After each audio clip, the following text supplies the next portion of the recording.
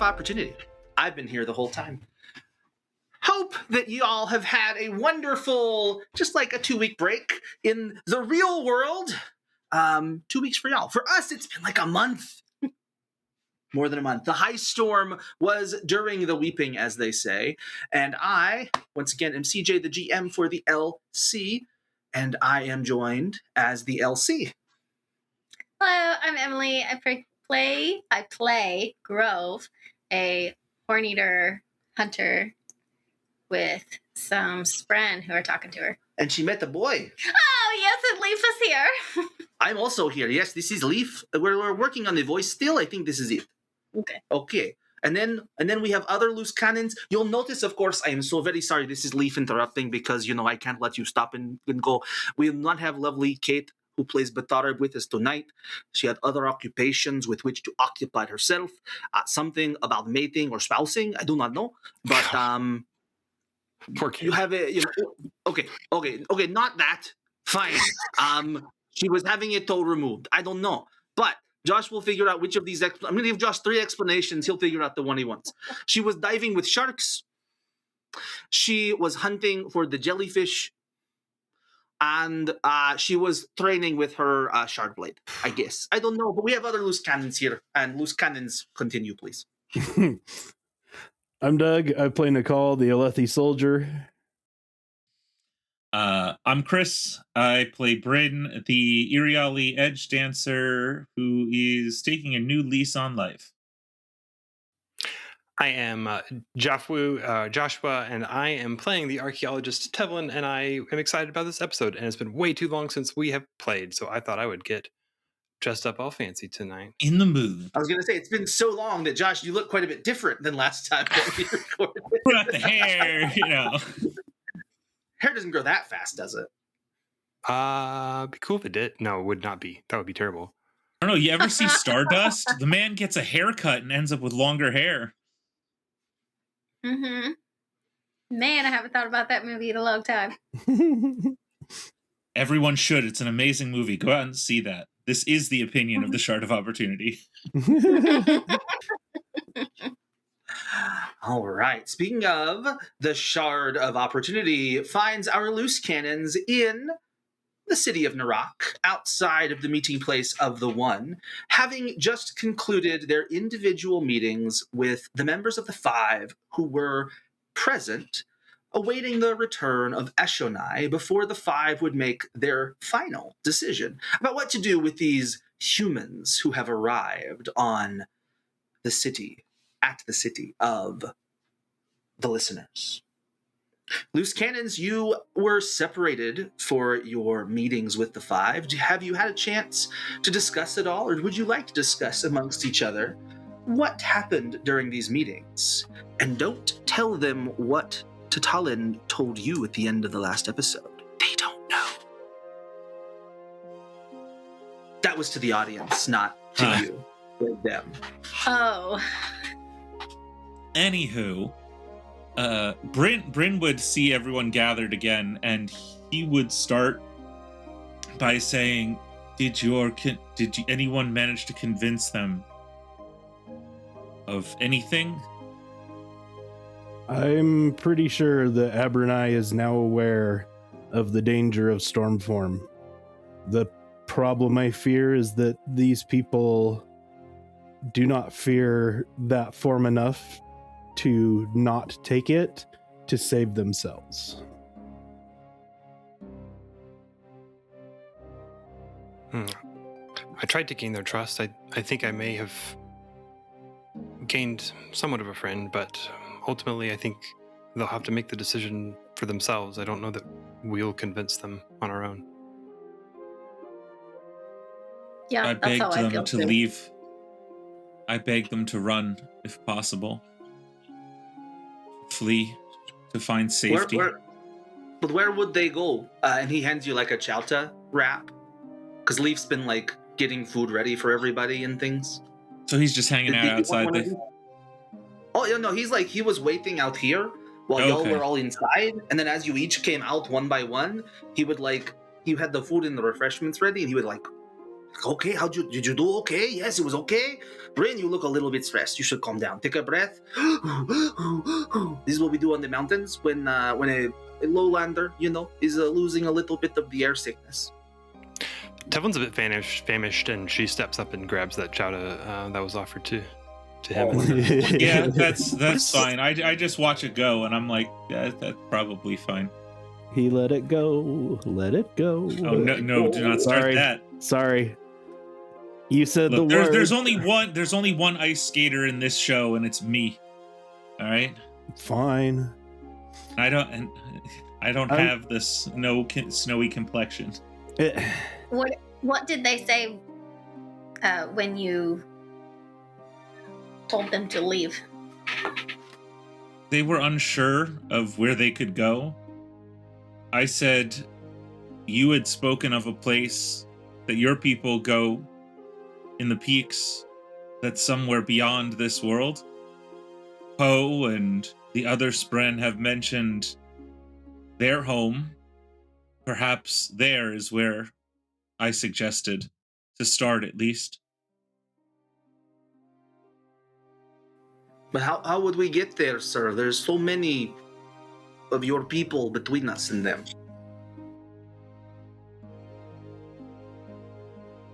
Didn't have Maybe we answers could make for a that. big bolt. What if we made a big bolt and went south away? That the Alethi would never see that coming. They do not know how to build boats, right, Roof? Right. Oh my goodness, their bolts are the worst. But if we made a big bolt and why did these people? How many starts boats? looking around at the listeners like, why did y'all not think about boats? You How make many a boats big boat. have you built in the Peaks Leaf? Yes, we have the big waters up there that are very hot, let me tell you, right, Rove? Right. Okay. Every single mountain has an ocean. Oh, it's huge. Like you think about bathing tub? Oh, so much bigger. So much bigger. So, let me reiterate my question. How many Yes, boats okay, have I'm you listening. built? Oh, Leaf is a master craftsman. He does all of the woodworking. He interned with a shipyard. I just look at Nakal and give him like, oh, it's this kind of relationship look. Like Nakal just nods in agreement. I goes, okay. How about you go find us some wood and we will get started right on building a boat narrow enough to go through the chasms. That way when the next ice storm comes, we can ride it through the chasms to freedom. No, I have seen map of Roshar, okay? We are not without maps, right, Grove? Right. Okay, this is what I am saying. Now, if you look at the bottom, there's ocean, right? We just need to walk down to water and then build a boat there and then sail somewhere else. I'm going to turn to Tevlin while he's explaining this, and I'm going to be like, I feel that no matter what we do or say, the path that they are on may not be able to be changed by us. I'm worried that these people will be lost and nothing will be left of them. Is there anything in your histories or your knowledge that we could use to, I don't know, maybe not save these people, but take a reminder of them with us? Well, Stark.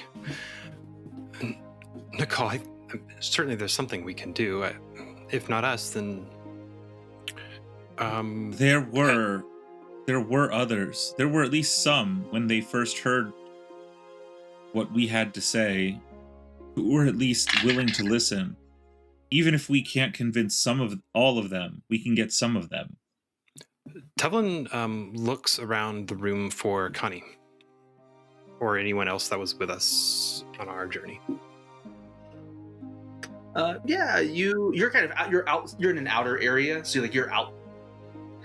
The most outer of areas, one might say. You're outside of the building. Can I come into the out? You are, in fact, into the out now. in the outer area, as it were. So yeah, you can take a look around. And who you looking for, Khani? Yes. Yeah. As you kind of look around, you're able to catch her eye from where she's kind of waiting, more or less from a respectful distance. The five have not come back out to necessarily say anything. They're still waiting inside for Eshonai to return. She comes over. Yes, Tevlin? You spoke with the five as well. Yes, I did. What did you tell them? I told them what happened. I told them about how you saved us from those terrible humans. How, in admittedly strange ways, you interacted with the next group of humans, but still saved us and helped. Is his name? I think his name is Talamin today. You helped Talamin to leave the group that was coming to do more harm to us. They laughed and chuckled about Grove's astrology club, and they were astronomy. Sorry, I got the word wrong. We don't. Anyway, and just all of our journeys, everything that's happened so far. Do you think they understood the danger that you're in?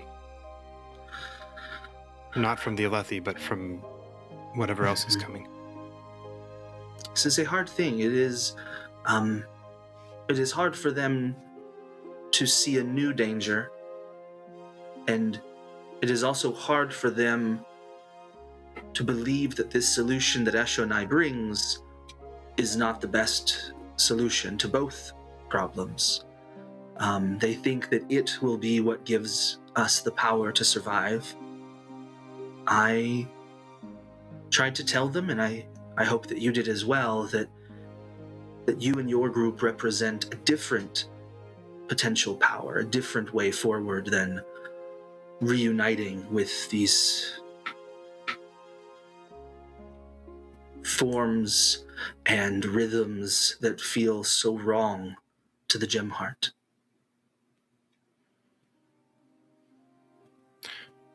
Your people have songs about the rhythms and the forms. I think Yes. I was told some of them warn of these forms. Yes, there are those who wonder about such warnings. It's been so long since anyone's even found new forms to begin with, let alone this is the first of those more deadly forms that seem to murmur about ancient gods. But again, it is hard to imagine and deal with a danger we cannot see when one has killed so many of our people already, sits at the edge of the chasms. But there are people among you that do not feel this way, correct? There's still people that believe they can choose freedom. It's leitmotif gives a little bit of a vibrant blinking at that, a little warmth around you, Tevlin, and kind of circling around the group. Master Nakal, I do not know that we know what that means, that word freedom, anymore. Free to die, free to run, free from these enemies. There are those who do not wish to follow where Eshonai is leading, yes. But they do not necessarily have another way forward. Well, we may not be able to provide them freedom, but I feel that we can provide them a choice. I'm not sure how yet, but I have an inkling, an understanding. Having been at war most of my life, there is always a hope. We just have to find a way to kindle it, even if that means allowing them to choose not to take this form.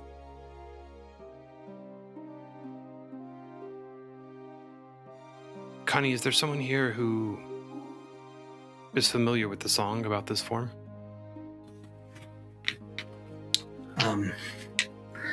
Well, ironically, Eshonai was among the most familiar. There are perhaps those who trained with her and her mother that might be able to assist you. I am uncertain.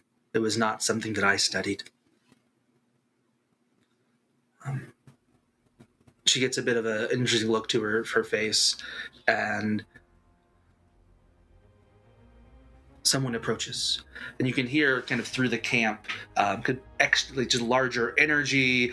Some folks, a bit of a cheer, a bit of an interest, a murmur, kind of the energy of the people of Narak growing as you can see kind of leaping up over one of the walls nearby a female in this brilliant red and purple carapace as she lands with a crackling of electricity with two others beside her as Eshonai arrives at Narak. Dun dun dun. But she storm form leaps into the camp. Yeah. Well, I mean, she you're not on the outermost wall, but she leaps over. She knows where the one is. One meets, or the five. The five meet, and yes. I think if it causes enough commotion, I think Bryn would just instinctively draw in Stormlight, and I was gonna say Nakal probably is gonna breathe in too.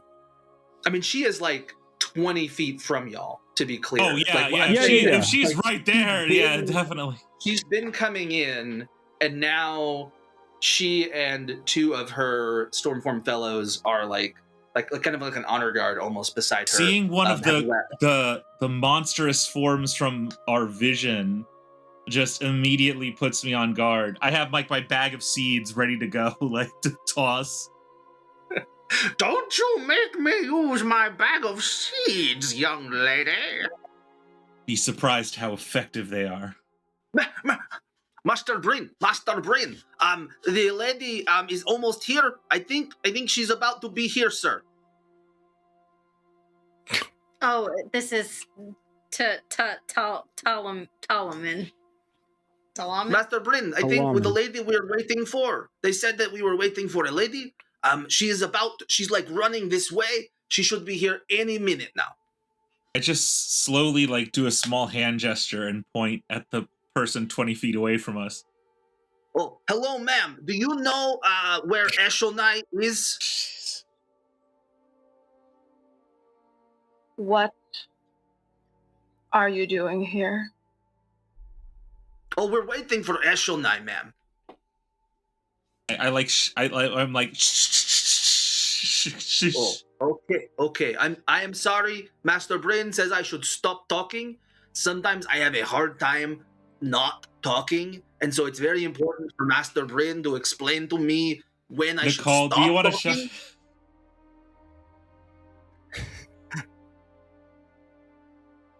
I look to Tevlin to trust her to say something smarter than the rest of us at the moment. I look to Khani and say, "This is her?" Yes. And I'm gonna walk forward and stick out a hand. Hello, my name is Tevlin. We came with your friends to help them return home. Also in listener, I presume. Yes, I say it in the listener language. Okay. Go ahead and make a. Go ahead and roll the plot die, and let's do a. We'll call it a persuasion test. Yeah, you can see that when she hears you speak in the listener tongue, she will she almost cringes, and her hands are twitching, and between her fingers, these little arcs of lightning are happening, at her side. Cool. I'm gonna roll some real dice since I don't have the thing open. You said persuasion? Yes. blank on the plot die and a 21 persuasion. Okay. So maybe just enough to overcome Eshonai's desire to bolt you with lightning. While these two are speaking in the listener, how much am I able to understand with my very basic, rudimentary learning that I have so far? Yeah, go ahead and do a lore test to see how well you can understand this conversation. Okay. Attuning to a rhythm that you are not familiar with and you have not heard before, for the viewers and listeners at home, the rhythm of derision. Eshonai is going to look at this strange woman who just walked up to her and started speaking in her people's language. And she's going to say, "It seems that you've completed your mission, which is why I ask, why are you still here?" Well, I heard of my friend Khani. We hope to return. She was helping us to explore some ruins on the Shattered Plains. We've made some fascinating discoveries. I'm sorry, I'm an archaeologist, and we've found some amazing discoveries.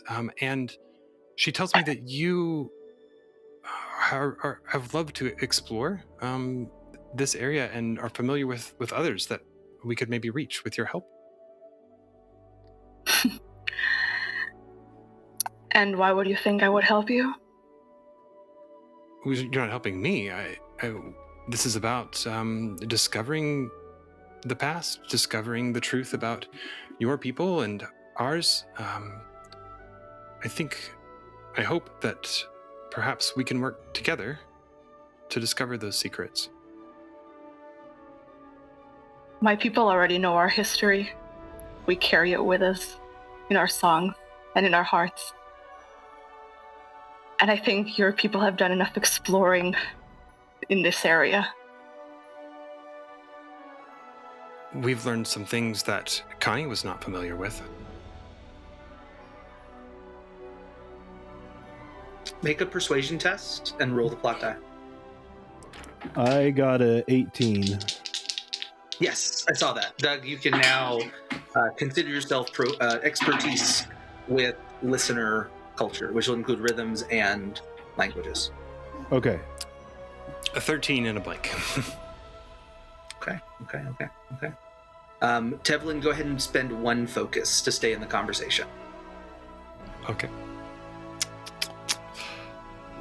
Drat. Cool. I'm going to step up behind Tevlin, and I'm going to... I don't know if this will help or hurt. I'll let you decide. But I am going to... I'm going to start humming the rhythm of remembrance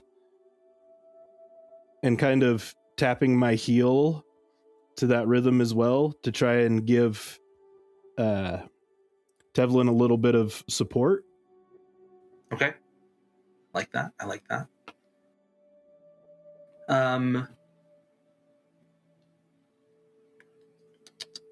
Tevlin, what would you like to attempt next with this with Eshonai? What's your next thought? I would like to glance back to Khani and gesture her gently to come forward. Oh yeah, she's already starting to walk towards you. Okay. Love it when Chris is just randomly throwing discipline rolls in the chat. That's always a good sign if things come.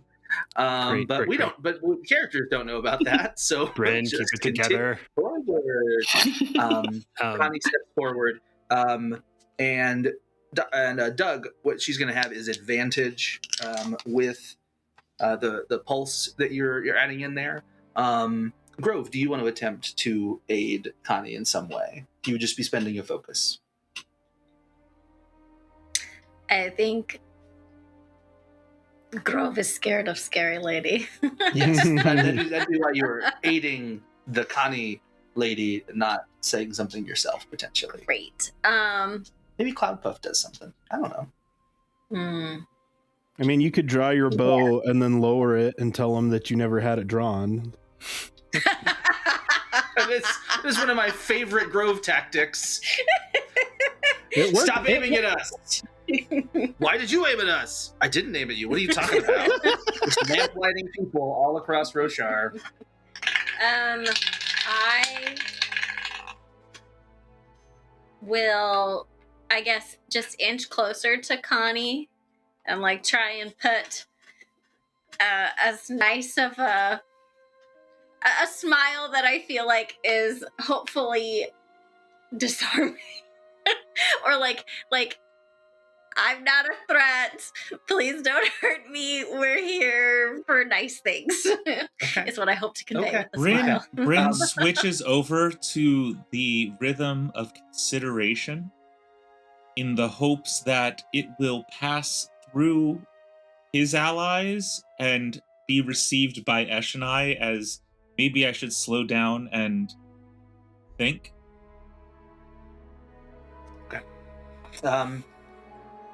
Khani is stepping forward, Tevlin, as you're kind of glancing back towards her. Eshonai, what they say is true. We have seen that this form will consume our people, that it would not bring peace to Roshar, but a dark and deadly future. The first of our people left this message for us. She did not want us to return to these forms. It's why she and the others walked away to begin with. Now, as that comes to you, Eshonai, it is not persuasive to you, but there was an opportunity rolled on that. And so what I am going to punctuate that as is that as we have the rhythm of consideration and Doug, remind me, rhythm of remembrance, consideration, remembrance, those kind of resonating together, leitmotif coming from around Tevlin's shoulder and kind of pulsing. There is an answering pulsing within your gem heart, Eshonai, that just for the briefest of moments, this leitmotif and the light spren hidden within you kind of resonates, and you're going to have just a brief moment of true Eshonai present.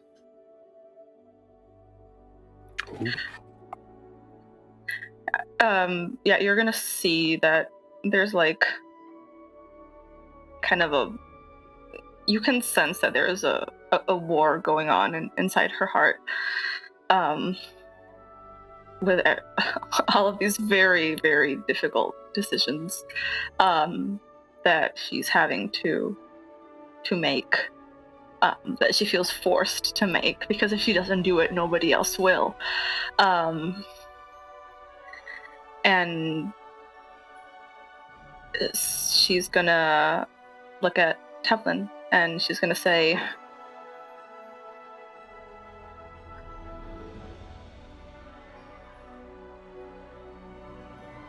I will hear you out, but I promise nothing more. That's all that I ask. That's all that I ask. And Tevlin is going to pull out a notebook with a map. She pauses and pulls out the map that we discovered with the Fabrial, her copy of it, that has the other locations on Roshar, and hands that to Eshonai. And says, we were visiting a ruin, and she indicates kind of on the Shattered Plains, like roughly where. I think Khani said you're familiar with it. We were visiting, and we were able to unlock a vision of the past, and where we met. We saw a vision of, and she names the listener, who I don't remember her name. Vanai, and I believe. What was it? I believe it's Vanai. Vanai. Sounds right. Venai. And another human who spoke of a time when your people and humans were working together for the good of everyone. And they warned us of a danger that is to come. And I was hoping that we could work together to prevent that from happening.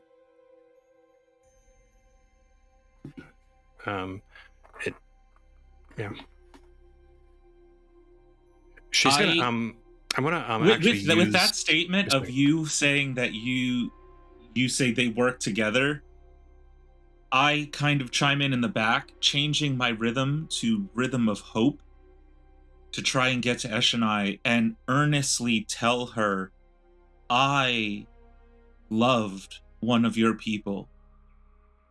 So much so to the point when they did get killed, I brought down furious retribution and repaid it 100-fold. And even that sits so painfully in my heart. But the fact that while she was alive, we worked together tells me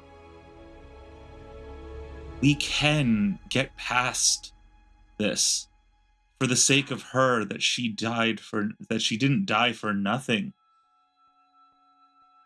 I want your people to live in peace and not on the precipice of eternal war.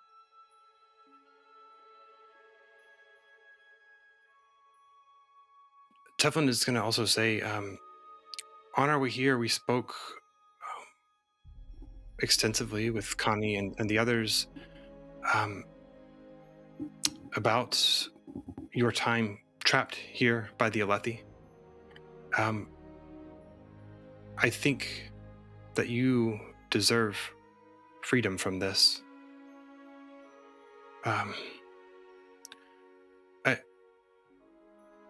I just want there to be peace and freedom for your people.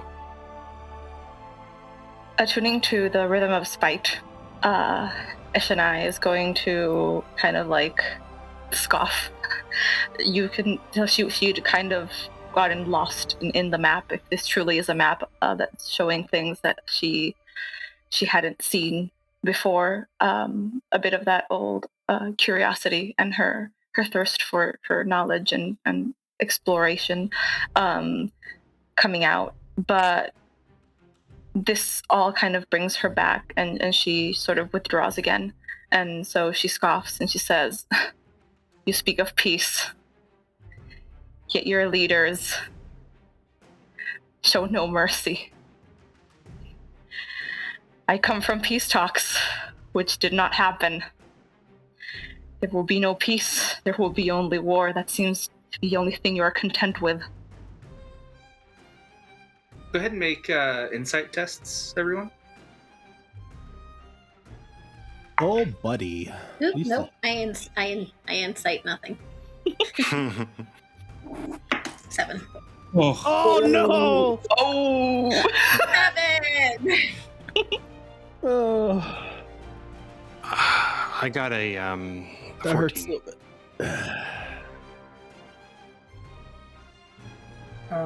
bit. Doug, do you have an insight test?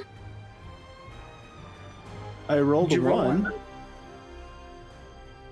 Did it not pop Okay. up? It did not. No, We did not say Bryn, insight. Wait, did Yeah. Bryn and you roll a 1? Let me try and roll it again. That's weird. There it is. Yep, That's it is pretty coming good. through Okay. I like that number better. Let's do that one. Yep. I thought I clicked it, and then I probably saw Doc's dice and thought it was mine. I probably missed the click. That's probably what happened. Sure. What is Bryn, Doc? What is the worst way in which you could have understood which? Gosh. What's the worst conclusion you could have come to while listening to her?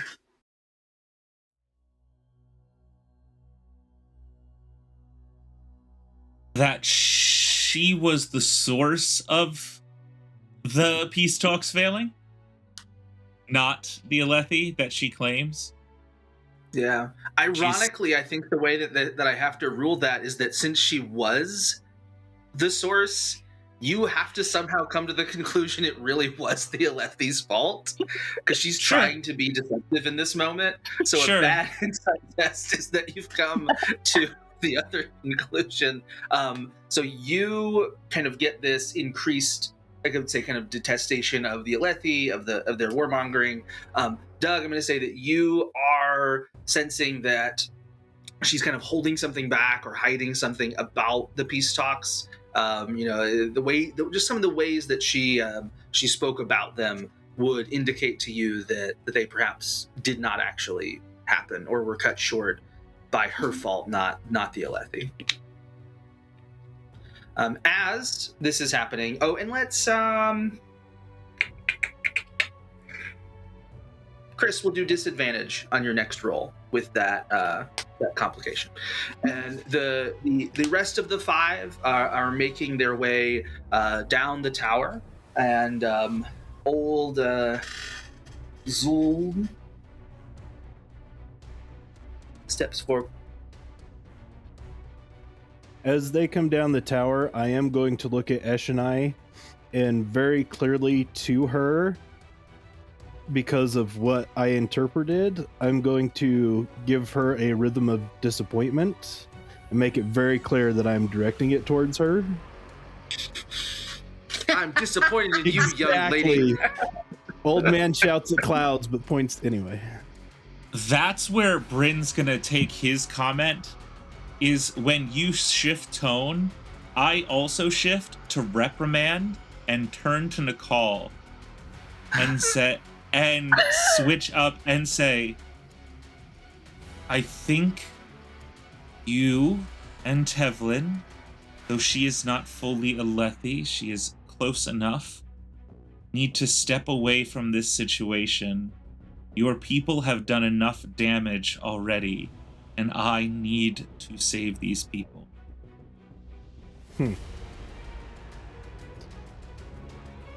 Nakal's going to look back at you. He's going to cut all of his rhythms, and he's going to look at you.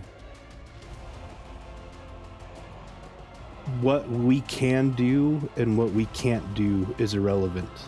The things that these people are about to choose is what we have foreseen, and that is something that I fear.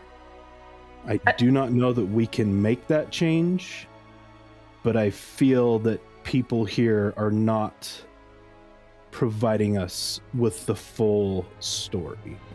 To another rhythm that you don't understand, but for breaking the fourth wall is the rhythm of fury. Eshonai was going to look at you, and her eyes are kind of sparking with this weird bluish, purplish lightning, and she's going to say,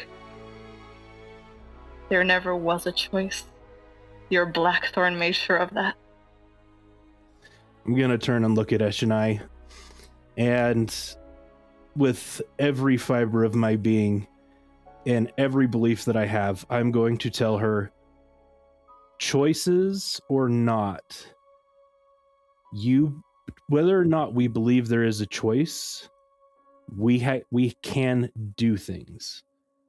And I choose to let these people make that choice for themselves.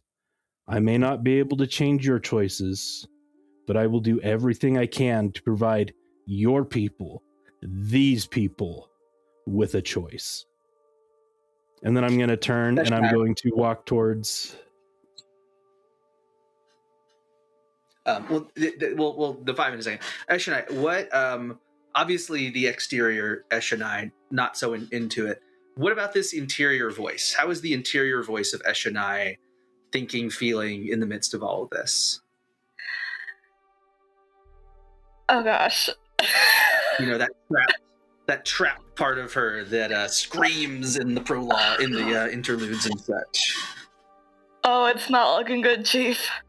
Oh, we are We are very acutely feeling every single drop of like poison we are swallowing up in this chat tonight.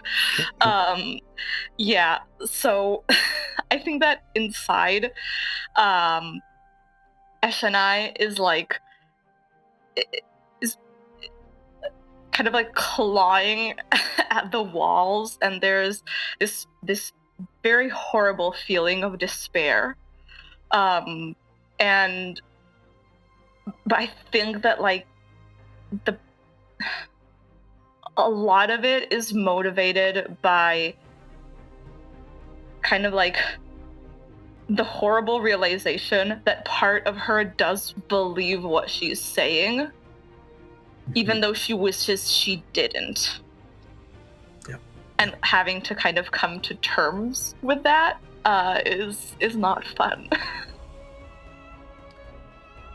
I'm going to say that for Eshonai, the inner, that this conversation so far has provoked just at least a little bit of a maybe this is an alternative. Obviously, she's not seen much of these people to know what, like, can they back up these words that they're saying. But I would say that the group has done enough to at least get a little bit of the belief that maybe Eshonai doesn't have to rely on this form. As the five approach Zuln in her lovely dull form. And Nakal's gonna turn and walk away from her and seek out Thude. I'm just gonna go find Thude and stand by him, if that makes sense. Is he not there? Sure, he'll be there. Why not? He'll be nearby. He just walked up. Look at that. Man, he's such a convenient NPC. Love that Thude. Yeah, so I'm gonna stay within listening range of the five, but I'm also going to be over by Thude. Eshonai, welcome back. How was your visit with the Blackthorn?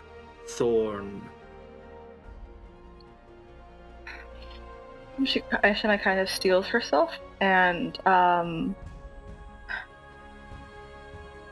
to one of these strange rhythms. They all sound wrong in a way. They all sound a bit too aggressive. They sound dissonant. There is a musicality, I feel, to the standard rhythms where they flow into each other in a familiar way and in a way that is more fluid than I think with the rhythms of power. And so shifting into this other strange rhythm that only to herself and to our lovely viewers at home registers as the rhythm of indifference. She is going to calmly explain, there will be no truce. There will be no surrender. We must fight, or all will be lost. So I'm gonna do something completely stupid with that disadvantaged discipline roll. Completely stupid doc check? Yep. Got it. Check. As Eshonai turned to say that, and maybe even after, as she's saying it, I go to put a hand on her shoulder and beg for her to reconsider. If I make contact, I'll leave that up to Len. He will accidentally, inadvertently, fully release as much progression and healing into her in the hopes of healing her soul. Whether that works as that intends, I don't know. But Bryn doesn't know how his powers work. He's just praying, please. Is that how the Force works? Exactly. That's not how this works. All right. But I don't know. I'm fully gonna let CJ rule on that one because I have no idea what's going on right now. Sure. It does feel to me at a certain level that you're doing a bit of the I'm trying to, honestly,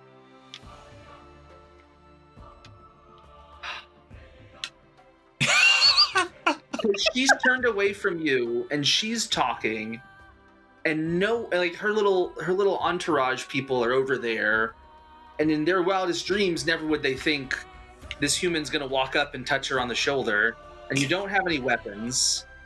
I'm gonna give you an advantage on that, Okay. which will cancel out your disadvantage because they're not seeing this coming. I am gonna have you roll the plot die, and I am inclined toward like a stealth, like you're trying to get up there just like nonchalantly, but you can petition a different roll if you prefer.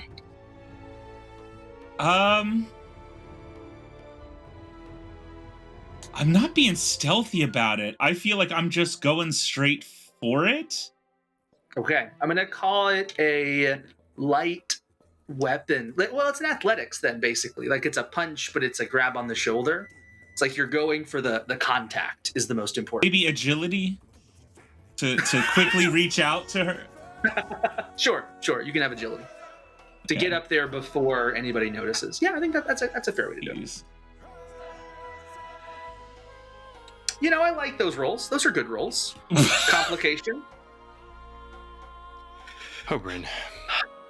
Yep. How many seeds did you have in your pocket, Bryn? A lot. Okay.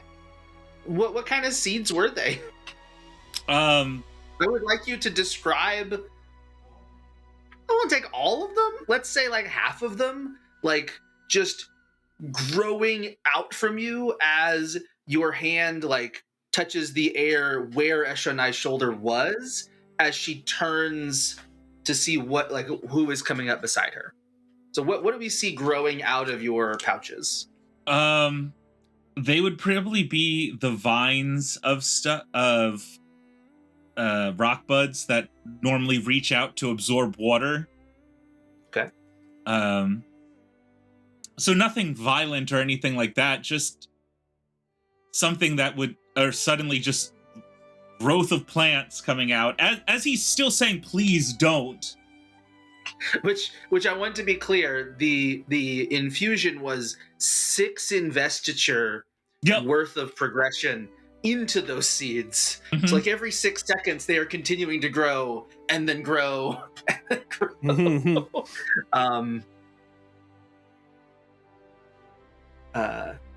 Thank God I don't have explosive growth yet. They're not damaging yet. Yet, he says. So basically, I just see this explosion of Plant nature life. around me coming from this suspiciously glowing man. While I was saying, please don't. Not anymore. Now the plants are glowing. Okay, but he was glowing, and then he made glowing plants. Perfect. Yes, that's fair. That's in fair. midair. Okay. So I want to be poised too. I don't know what I'm doing. I'm super scared. I want to have my bow ready to shoot at Eshonai if she goes for Bryn, but I don't know that I'm going to do it. Oh, I already have my response if you do that. You don't. To be clear, you either are aiming or you are not aiming. It's down, but it's ready. It's not aiming. It's not ready if it's aiming down, girl. Anyway. So, in response to this strange glowing man and his strange glowing plants, please don't. Attuning to an even more violent rhythm for listeners, the rhythm of fury, Eshonai is going to hold out her hand, behind, gesturing to these plants, and she's gonna say, every day, more and more evidence that the Spren have returned to them, and yet you would have us sit idly by. You would deny us the right to choose the forms we should take to try and defend ourselves. We wanted to stop what's coming. You know the choice. You know the choice you made me make 7 years ago to stop this. And yet they return. It's already in motion. It cannot be stopped now. What would you have us do? Nothing. Die.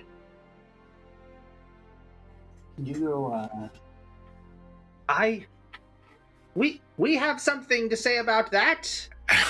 And the Spren kind of like having learned a lot from this group in terms of how adventurers will respond to something. I thought for sure you were going to say we have a response to that. Next Next a time. step forward. I would like to say something, and I would like to say something, and I would like to say something.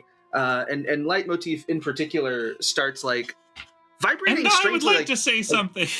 There you go. There's Wendell. Or there's Poe.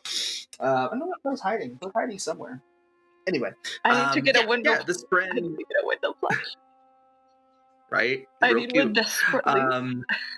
Yeah. Leitmotif is Tevlin, you'll notice that she is like bouncing like around Eshonai in a very like vibrant way, like, and like she comes back to you, and you can hear through the rhythms this idea that like that one of her brethren is nearby, possibly within Eshonai herself.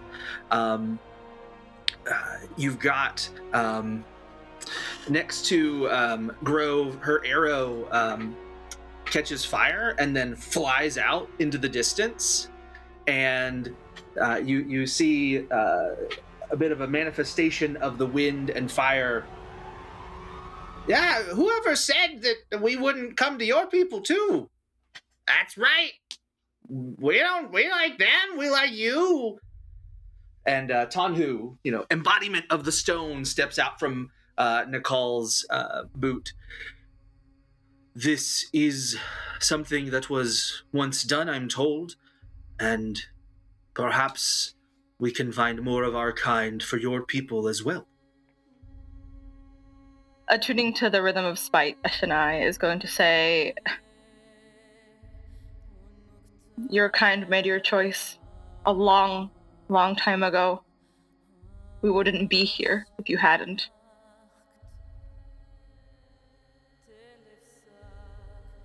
Poe is going to speak up. Well, and Poe's like not even looking at Eshonai at this point, because Poe's like done. Poe's already figured out that Eshonai's like nonsense. Goes over to the five, like. Well, I just want to be clear that well, we didn't do that. That was like my great a lot of grades, maybe 1,000 grades. I don't know. I can't count that high. But like he was the one, he made.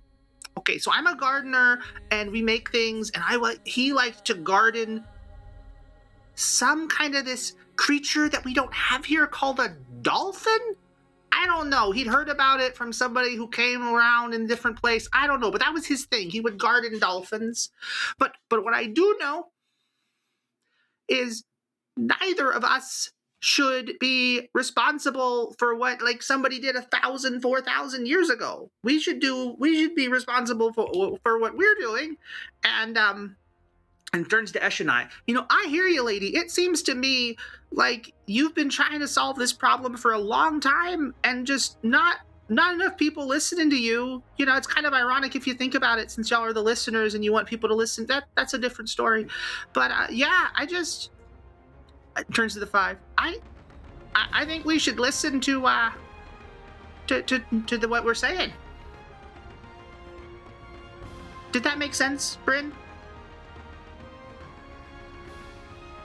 Bryn stumbles over his words. I would not have said it quite that way, but I would have perhaps chosen something that I've decided to live by and repeat it once more for you. Perhaps you should say it yourself and find your own meaning in it. But life before death. There's going to be war, there's going to be fighting, people will make mistakes, stupid ones. But we should strive to save as many as we can. By committing your people to these forms, you might gain power, but you will lose your very soul. And is that not a greater death than a death on the battlefield or a death of old age? Strength before weakness, you are their leader. You must take this moment of strength and make a choice, and live with it. We've said our piece. We've tried to convince your leaders. Even the Spren of Roshar themselves have spoken out to you. I ask that you take this not as a moment of weakness, but as a moment of strength to reject the violence and save people. Journey before destination. You are on this journey. I am here because of a journey I started with one of your people, someone I loved so dearly that I committed my own atrocities. I condemned people to death as you did to save your people. And no life is worth losing. I just hope you can see that we can find a way, that the voices, the old gods were wrong, and the best way forward is through peace and perhaps communion together. Abernai speaks up from the five. Bryn's words are good words. Eshonai, we allowed you to try this, to test this form. You return to us with power, it is true, but you seem different. We hear this dark rhythm within you. Explain to us why we should choose this form for our people instead of listening to these humans who offer a different way. And Eshonai, I will say that that Bryn's speech does, especially as the light spread, moves around you, that there is more and more resonating within you. It doesn't have to be now, and it doesn't have to happen at this stage, but there is more of that opening for the real Eshonai to step out. But perhaps Eshonai within still needs some proof that they can do more than just grow vines. Perhaps. Yeah. So I think that the Eshonai that is trapped within is going to come out in the fact that, for the viewers at home, she is going to be speaking, attuning to the rhythm of agony while she says this. But she is just she's like breathes in, and like her hair strands kind of like lift a little bit, and there is lightning kind of rolling off of her skin, just like the power and the anger that is inside her in this moment.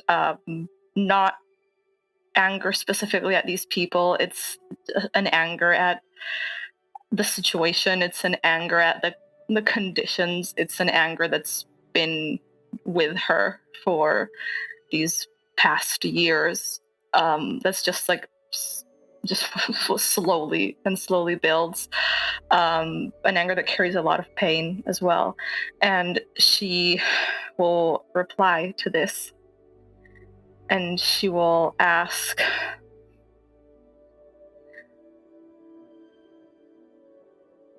and what will you have us do instead, if not this? What would you have us do? What would you have us say? I have seen the Alethi, I have seen the Blackthorn, and the only language that they understand is violence. When we met, I thought that they would offer us friendship, and all we got was betrayal, was hurt, was death, was war. Make no mistake, I did not want this. I did not want power. My mother would tell you I ran from it my entire life.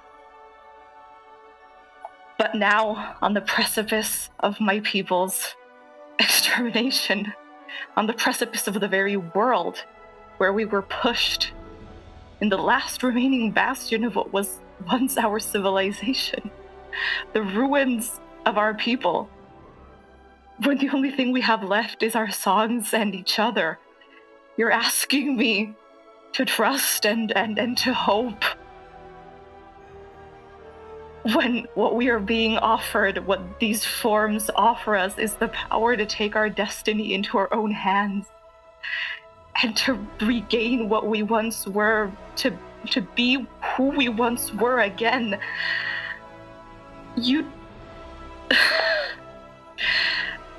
I mean, you took our lands and you took everything, and we had to leave these forms behind before we lost everything that we had left. And now we must choose once again to lose ourselves, so we can try to survive whatever storm is coming. And there is no other way out. We've been drowning for years. There's no other way out. There's never been another way out. We've been fools. We've been allowed to live like this when we left. But we knew they would always come for us. He would always come for us. There's no way that you can convince them to stop hating us. Tevlin senses what Leitmotif was trying to convey about another sprint around. And she also recalls a time earlier this day when Leitmotif was able to sort of pulse to a rhythm and sort of draw that rhythm out in those around her, and so to the rhythm of peace, and sort of trying to, I guess, resonate with Leitmotif, have Leitmotif sort of resonate with that rhythm as well, to those around, especially Eshonai. She will take Khani's hand and speak towards Eshonai.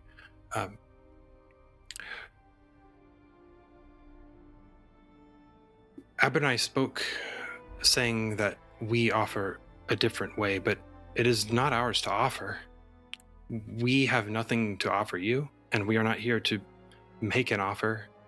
I only come to tell you what we've seen and what we've discovered on these plains from some of your own people, that perhaps there's a danger here and perhaps there is another way. You say that you fear losing yourself and you see this as the only way, but if there is another, is it not? Should we not explore it first?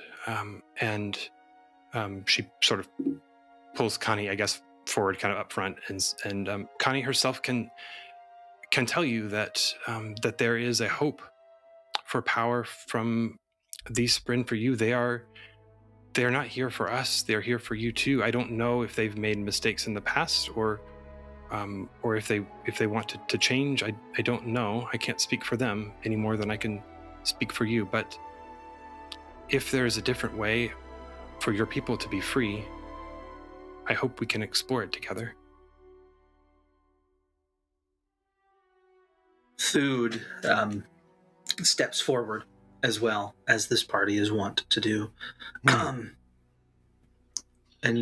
to the rhythm of reprimand.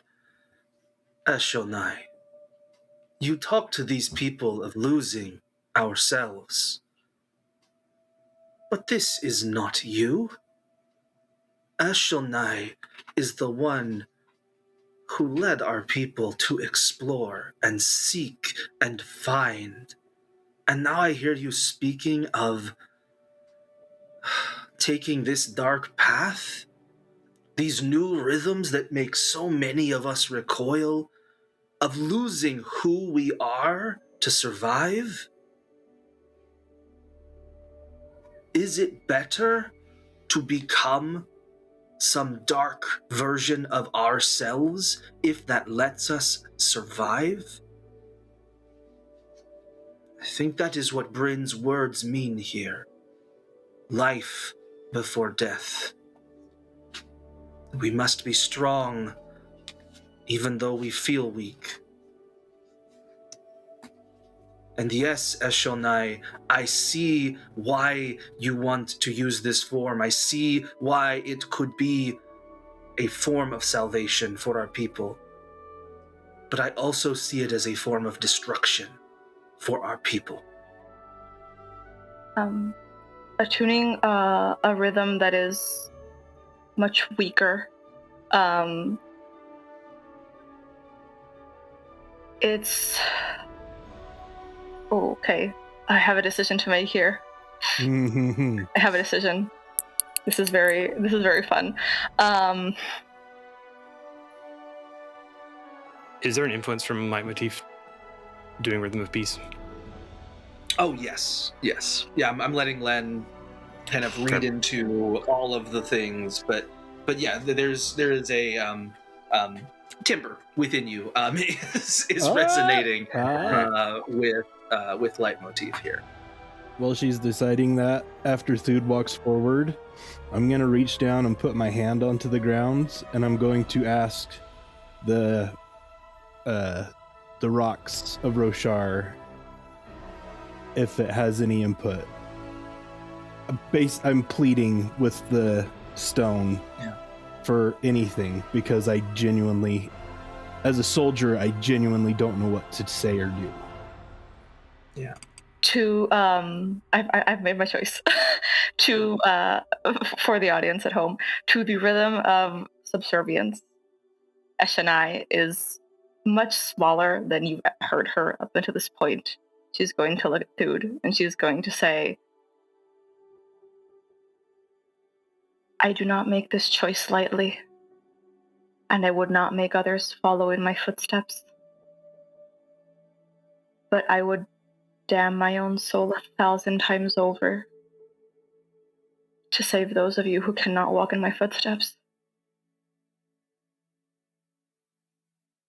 Each may choose, but to those who wish to follow me, I will lead. If this is the course you have chosen, Eshonai, the five speaking kind of in alternate here, then we must consider how successful this test has been. We need a demonstration. Your power versus that of the humans. We will consider this and come forward and announce the test momentarily. Eshonai, for now, gather your brothers and sisters who have taken this form with you, and we will let you know what shall occur next.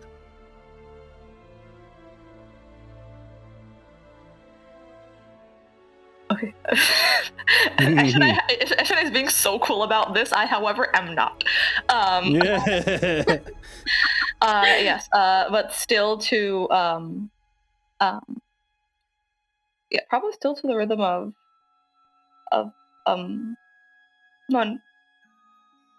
no, actually I'm gonna change. We're gonna switch it up to the rhythm of thoughtfulness. And Eshonai is just going to kind of like bow her head to the 5. And she's gonna go wordlessly go and gather up the rest of the storm forms. Wait, what did you just say? We're supposed to fight? The 5 have walked away. You can talk to We're whoever you'd like supposed to fight her? I look to Grove. I'm like, didn't you say fighting was bad? Yes. I am appalled by this. I don't want to fight her. She's scary. And unlike you guys, I don't have any of those super special powers that I can at least control. They just happen randomly. Well, this is an interesting moment, Grove. I mean, you've certainly heard the words spoken quite a bit. One might even say at opportune moments when you could have resonated with those words. Yes, conceivably. I know, and I was thinking about it. Oh, It's okay. like what, Thinking about no, it's like what all therapists say, where it's like you can know something, but until you actually understand it, people could tell it to you 1,000 times, but if it's not the right moment, Amazing. Mm-hmm. There. So after everybody else kind of walks away, I'm guessing, I'm going to turn and look at the group, and going from one to the next, I'm going to, looking at them, I'm going to step forward and offer to be the challenger for Eshonai. Well, you think But I need you to think it will know. be just the one person? Is that what you think? I don't know. She said she was going to get her other storm form, or her other people. I don't think it's just one. I think we need to. She feels that there is not a choice to be made. And by me choosing to stand against her alone, I feel might show them that there is always a choice to be made. And if you lose? Then I lose. Because that's confirmed. That confirms her thought process, that she thinks that her way is better or stronger or more reliable than the spread. Even if I win this fight, they all believe that what she is offering will save them. Win or lose or draw, I do not think we can redirect these people. What we can do is show them, and maybe some of them will understand that hope is still there, and we can provide them with a chance to follow their own rhythms, not hers. I think you may underestimate Thud and the others, Nakal. I sense a true tipping point within Narak. Eshonai presents a path forward, but you have helped all of us to see how great of a consequence that path forward bears. I do not know what the 5 intend, but it is wise to consider it a real opportunity to meet whatever challenge they suggest, or perhaps to suggest one of your own. I am not but an old soldier. Combat is what I know. If we were to present them with a challenge, Tevlin, what could we? No weapons, Nakal. Not this time. Tevlin turns to the five, and the five ordered this, right? This was their idea. They're gone. They're gone. Yeah, They walk away. They have retreated back into the. You could probably go into the room, but they've gone back into their meeting area to finalize what they recommend, for lack of a better word. Finalize their intentions for the party. Yeah, to finalize what will what they would request from you all, and we are now discussing amongst ourselves what that test is, what we think that test should be, and/or how you will meet that test. So, the five have offered for us to be have offered a challenge. I feel that as a warrior, it is my responsibility to step up and take this challenge. But it's not a one-on-one challenge. I think the five told Eshonai to go get her other Brothers and sisters, they called them. Oh, brothers and sisters. So, I don't think it's just one person. You know, I only think she has the one sister, so I'm not sure what they would be talking about. I believe the challenge. I believe my perception of the challenge may be skewed due to my long-term nature as an Alethi. I'm going to turn to Tevlin and I'm going to ask, how would you have interpreted what they said about the challenge? The best I can determine, they want us to fight, which is absurd. We're not warriors ourselves. Well, most of us. But I understand that they want their people. They want the future of their people to be secured, and it seems that the only way they understand that is through strength. As Cloudpuff leaps up and kind of feels like at your words, Tevlin. Yes, you're wonderful. I agree with you, Tevlin. The strength isn't the point here. No, but it doesn't matter if a radiant is as strong as whatever this form is. They'll take it as, oh, we beat them. They're not strong enough. They need more people in the forms. If they win, people should take the forms. We can't fight. What do you propose? But I do understand.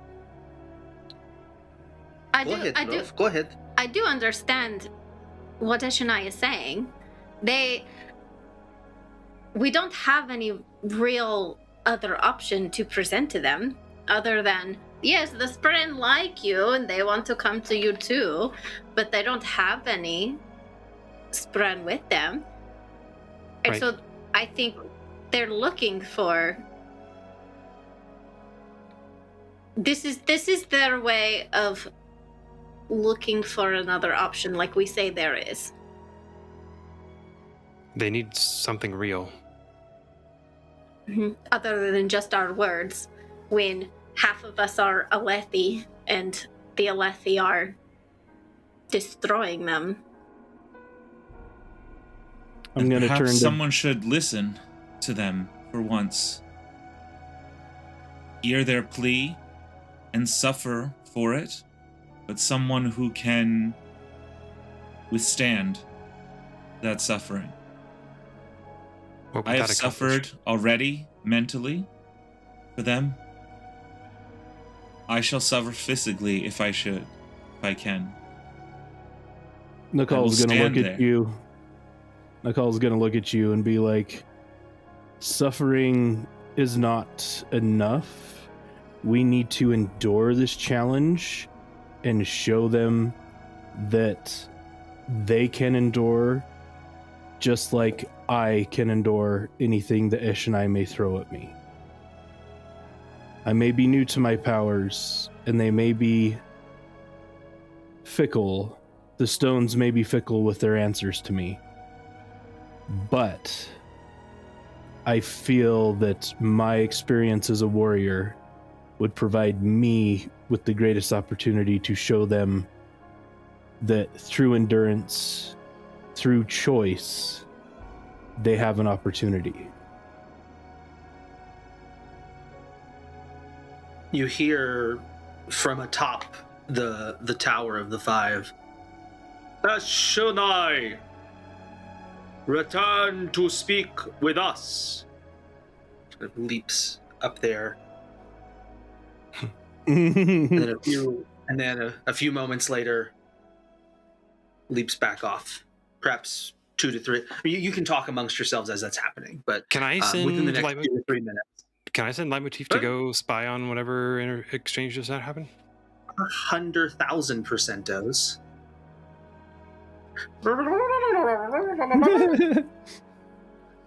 It's my favorite thing in the world. Drones in RPGs.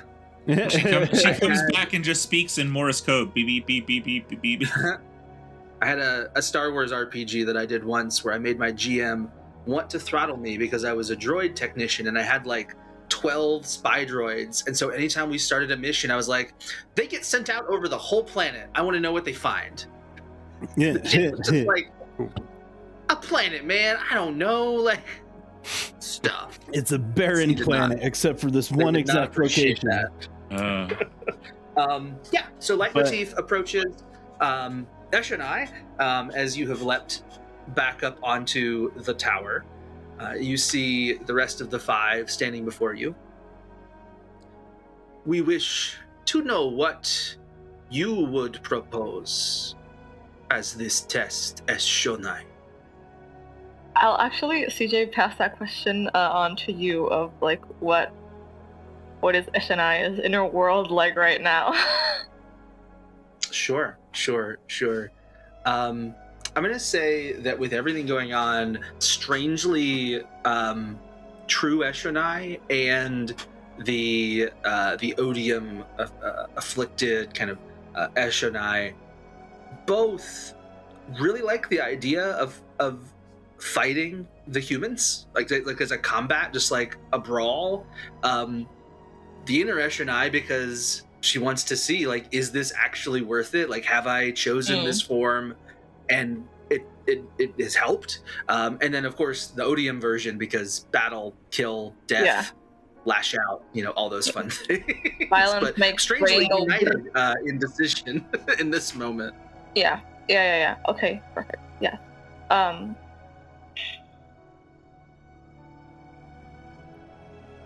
Then yeah, she's gonna attune. I'm gonna be like so extreme right now. Actually, Do it. Oh. She's gonna attune the rhythm of executions. Nice. And she'll stand up and even if it makes no mechanical sense, I want to hover just the faintest bit like off of the ground with a little bit of like lightning and like the hair just being like and I want Eshonai will say I would call for a battle. Us versus theirs. You wish to test the power against these humans. If what they're saying is that they offer power as well, then I should say it's only fair to test that. Very well. We will announce our decision soon. Please let you and your others remain nearby. And Leitmotif comes back and reports all of that to y'all. I'll share it with Yeah. Well, it sounds like she's going to fight us whether or not you want her to. So Doesn't mean we have to fight back. If What they would- force us into But a you group can't just- fight, Yes. we are. Mr. Bryn, hold on, Nakal, hold on. I think Mr. Bryn is doing the cooking, as they say. Yes. So I'm thinking we would not want to fight their backs. That would look very weak. We must fight their fronts. Is Okay. that what you're saying, Mr. Bryn? okay, No. but you can't like. You're not just going to sit there and let her kill you, right? I do not intend to die. I But intend what- to like, make my what the- point. How? Love. It's a burning ring. Okay, that sounds so great in Sorry. stories. It's like, what's going to happen right now? The power of love is so great in stories, but like, what does that look like here? Humans! No, we're not ready. I'm gonna. Bro, well, Please, I hope. I'm going- Hold on. approach. Nicole, if they have all of us fight together, just please don't raise a weapon. And I look to Grove and I say, and I smile for the first time in a long time. And I tell her, be okay. I trust you.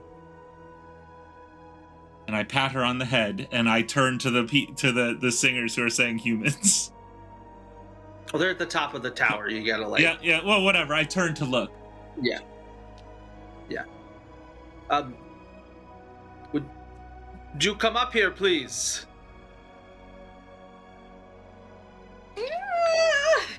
Tevlin walks up. Are you? I was leaves like, the room. are you going to come? Yep. You have- this is the game where you have to tell the game master what you're doing, otherwise Yep. he can't assume things. We go up. Okay. Yeah. Would you say you're going? Wait, so there's actually We're going up, up, up. It's our moment. Wow.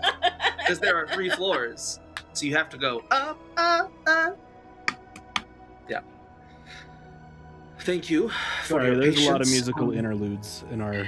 I'm honestly just And, thinking and about the Everstorm is gone, so we can make a new one. Wait, I'm what? honestly like just thinking about Josh having to edit things out so y'all don't get a copyright strike. Joss is the saint of editors. I feel We'll see how it for goes. that man every day. Very helpful. I'm so glad I don't have to edit Cosmere Argentina's Stonewalker's campaign. Thank you so much for that. I love you. So we reach the top, and the 5 have something to say to us. Hmm. Yes. Thank you for your patience.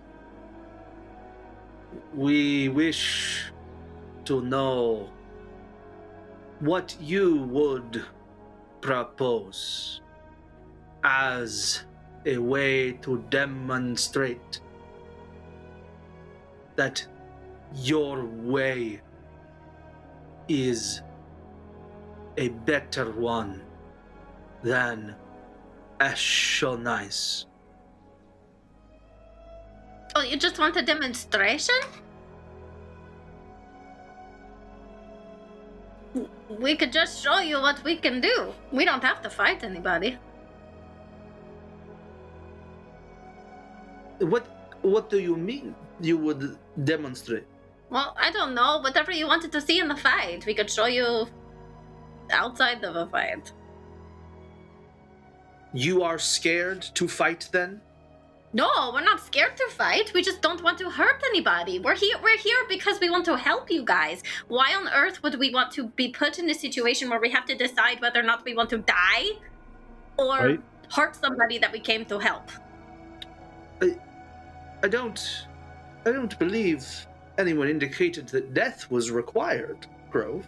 Well, you told us to go fight the super scary lady. I did not tell you to fight a super scary lady. That's certainly what you implied. When? When you told Ash, I don't remember the words that were said, but at some point it got communicated that we were supposed to fight Eshonai, and you told her to go get her brothers and sisters, and then you guys went up into your tower. You have powers that allow you to hear from all the way down there what transpires at the top of this tower. No. Yes, we do. Okay, time out. I truly. No, that's fine. Yeah, no, just let it go. Well, there it is. When they ask you if you're a god, Ray, you say yes. Do Okay, yes. you mind? So you had conflated. It was out of character clarifying. Hold on. Let me clarify. They said we're going to consider how to resolve this. A challenge. Go away with your sisters. A challenge. A challenge. Okay. But then my first conclusion when they walked off was we have to fight her. That was Right. the very Yep. first thing I said. Right. I did too. And then you overheard from the top Yes. that they asked Eshonai, what do you think we should do? Yes. And Eshonai said a battle. Yes. And Yeah. they said, you think a battle. Yes. Thank you. We'll tell you what we decide soon. Yes. So the 5 have never indicated that they think there should be a battle. Okay. But I understood battle from just challenge. Which is Right, I'm fair just from clarifying Grove. the Which information- Yeah. I'm clarifying Emily's assumptions Yeah. versus Grove's assumptions, which don't have to be the same. They are the same in this case. So again, she says to you, when did we ever claim that this would be a battle? I don't know. You said before, like we were going, like you were talking to Eshonai and you told her to stay here and like don't go far and there's a challenge and Is a challenge in your mind only one of battle, Grove? well, it was the first thought I had. Interesting. But like I said when we came up here, like we could just show you. You could set up like targets, and that could be the challenge. Tevlin, what did you mean? Yes. You can hear things far away. It's exactly what I said. We heard you speak to Eshonai. I heard you speak. Our powers are many. I gesture at Bryn and say we have the power to bring life, the power to slide around. She kind of looks at him quizzically. We have the power to manipulate the stone of Roshar itself. Grove has been experimenting with new powers of controlling the air and fire. Yes, we saw her arrow earlier. It was very strange. How did you do this, Grove? My power? Power you do not understand. Correct. But I'm learning. Power This is we fair. discovered days ago. And Batarab can create illusions. We have much. The Bryn have much to offer. Just as they offer you in their own forms. This is only one form with one power. I would propose that one skirmish between a few of us who are not even soldiers and your trained soldiers is foolish. The Alethi have not been winning this war because they just have more power alone. They have more resources than you. They have more abilities and more opportunities, and the Bryn provide your people with opportunity. Very well. Do any of you else wish to speak? I do. You talk of forms.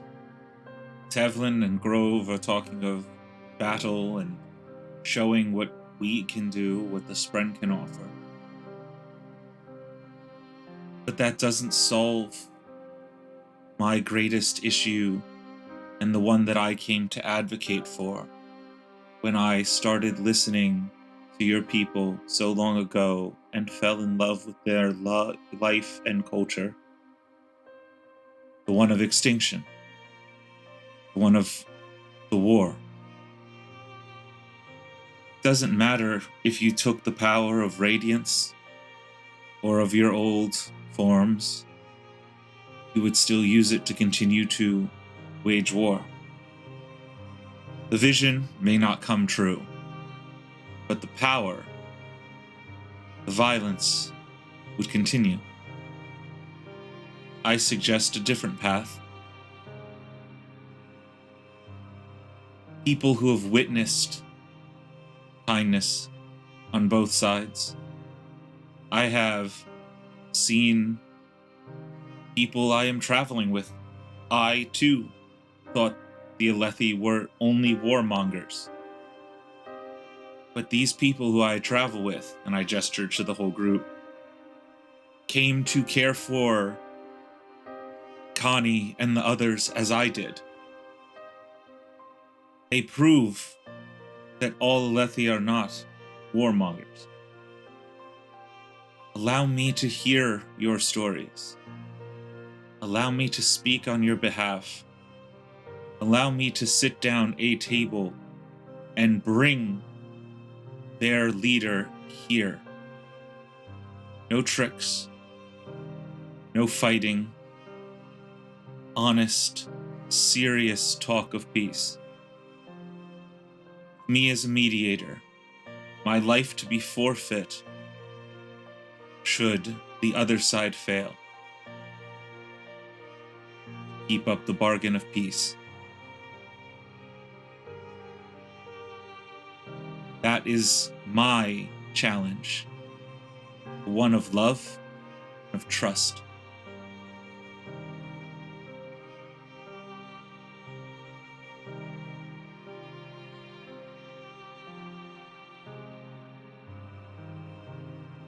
Eshonai, return. And you see 5 Stormform leap up to the top. Getting a bit crowded up there, if we're being honest, you know. 5 of y'all. You don't even have your whole entourage with you at the moment. Tulam and Leaf and Varda and Italy, you know, just all of them are still down at the bottom. Eshonai, you have proposed a combat. Tevlin, Grove, Batarab, Nakal, Bryn. You have proposed a demonstration of power, of ability, of what you offer. I believe that there is wisdom in seeing that there is more that a path forward must offer our people than just strength. So I invite each of you to demonstrate to the people of Narak what your power, what you offer. Bryn, I heard you speak, perhaps Tevlin, of healing. There are those who are sick and wounded, those who were barely able to escape a recent skirmish with the Alethi. Would you see to them? With all my heart. Then we will follow, and this shall be the first demonstration. Your entourage progresses over to unintentional, over to the tent of the injured. You come across a scene of those who are sick, those even a few who are near death. Bryn, you've got plenty of stormlight around you. Mm-hmm. Go ahead and make a progression test and raise the stakes. I offer a prayer to all that I have lost and all that the Parshendi have lost, and say no more. Hopefully.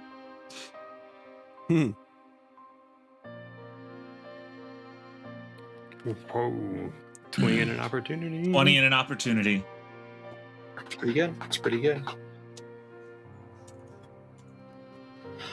As you move through the tent, Bryn, the seeds kind of fall out from your pouch around you, kind of growing into these comforting vines that carry your life-giving energy into those who are sick, those who are wounded. You see wounds knitting, bones rearranging, and I didn't even know I could do that.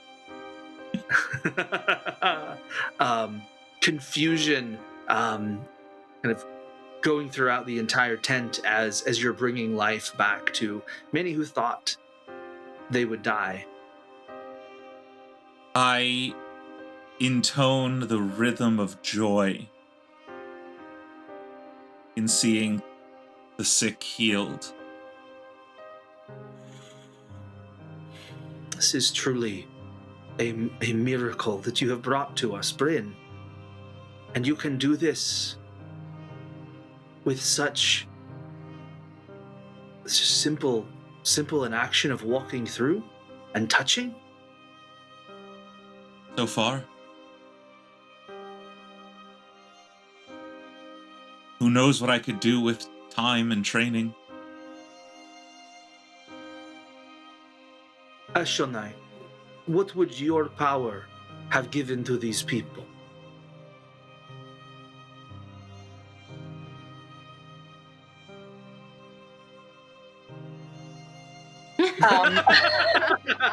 I do have a comeback if you need, because I have a clap track in my I was mind gonna say I have for the answer to that.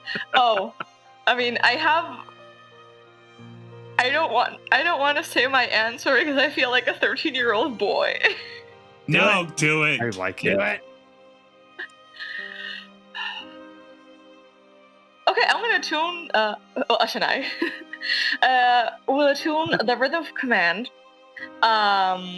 And I will say,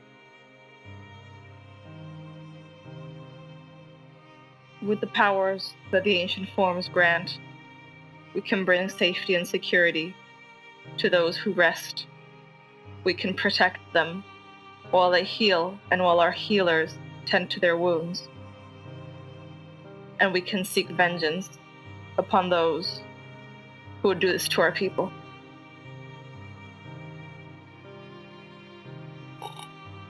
The sip.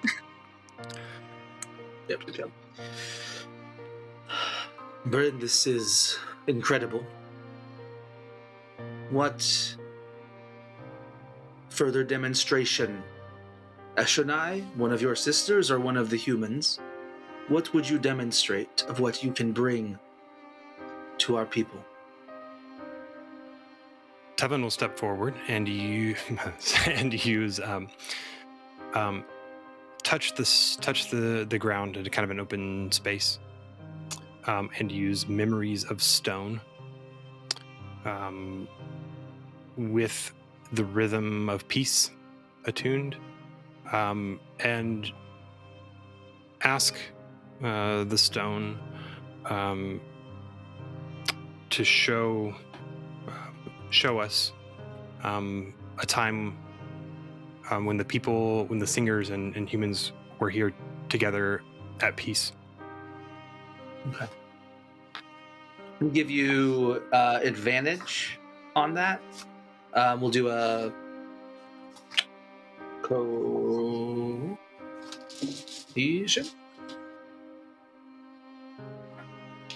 And let's add a plot die in there, please.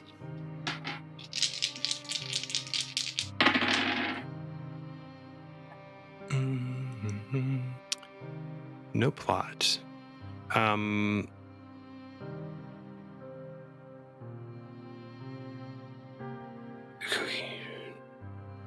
13.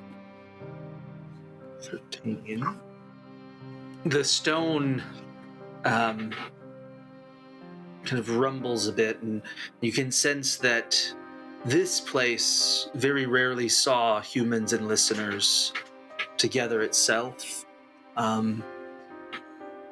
But it is able to create a relief of when you and the the listeners were fighting together out in the shattered plains and the chasms. A recent moment where together you were all fighting on the same side. Tevlin, you can... Oh, please, go ahead. Wait, Tevlin speaks and says, this power to control the stone can, of course, be used in combat and in displays of strength. However, it also offers hope, I think. I hope that you can understand that with this power, peace can be obtained and freedom for your people can be obtained as it was in the past, so it can be again. Tevlin, make a lore test as you are speaking and connecting with the stone.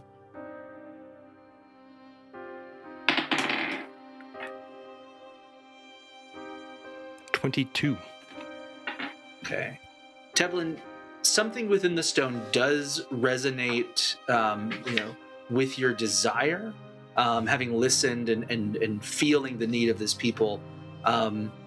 You remember the room that you were shown earlier with the ancient glyphs and some of the ancient symbols in a circular shape. As the stone speaks to you of the people here and of your people and of that room, you get a strange sense that room both is near and also connects to somewhere far away.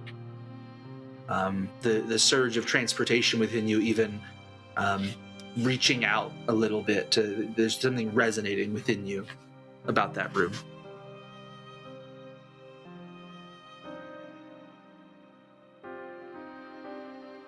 Nakal? No, go ahead.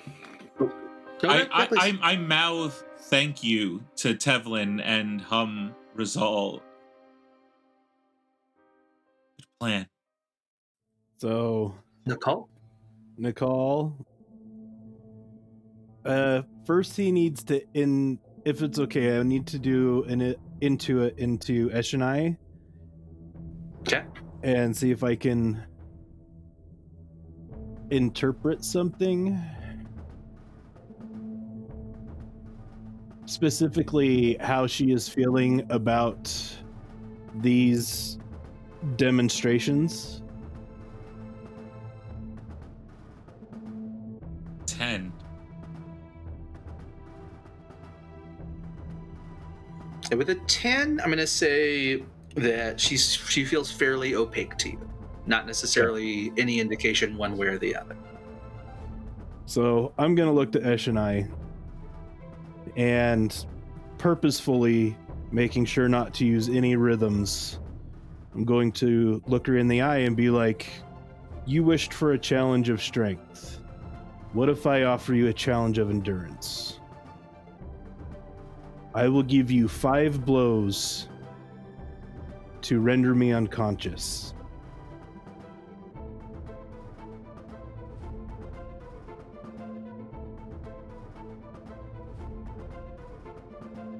How's the inner conflict inside my mind going right now?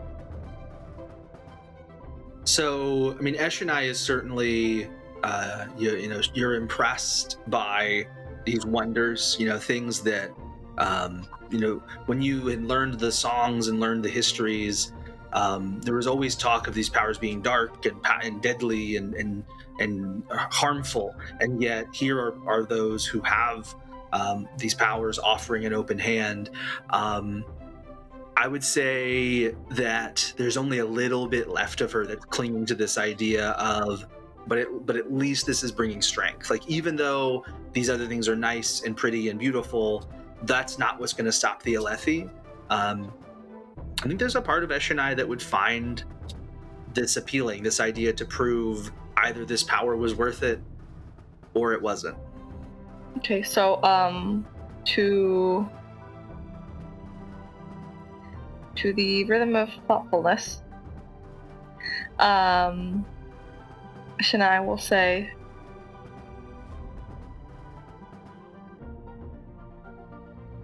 these forms were a gamble.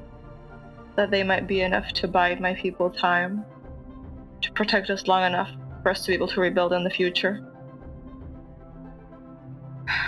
Let us put them to the test then.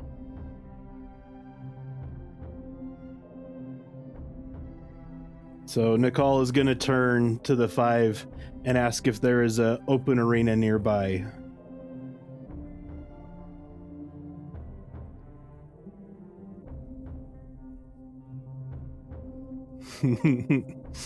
Oh, I hate it.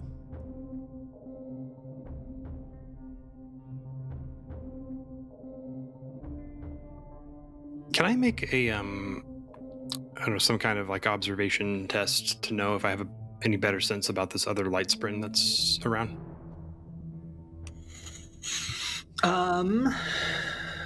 Yeah, a test probably not necessary at this point.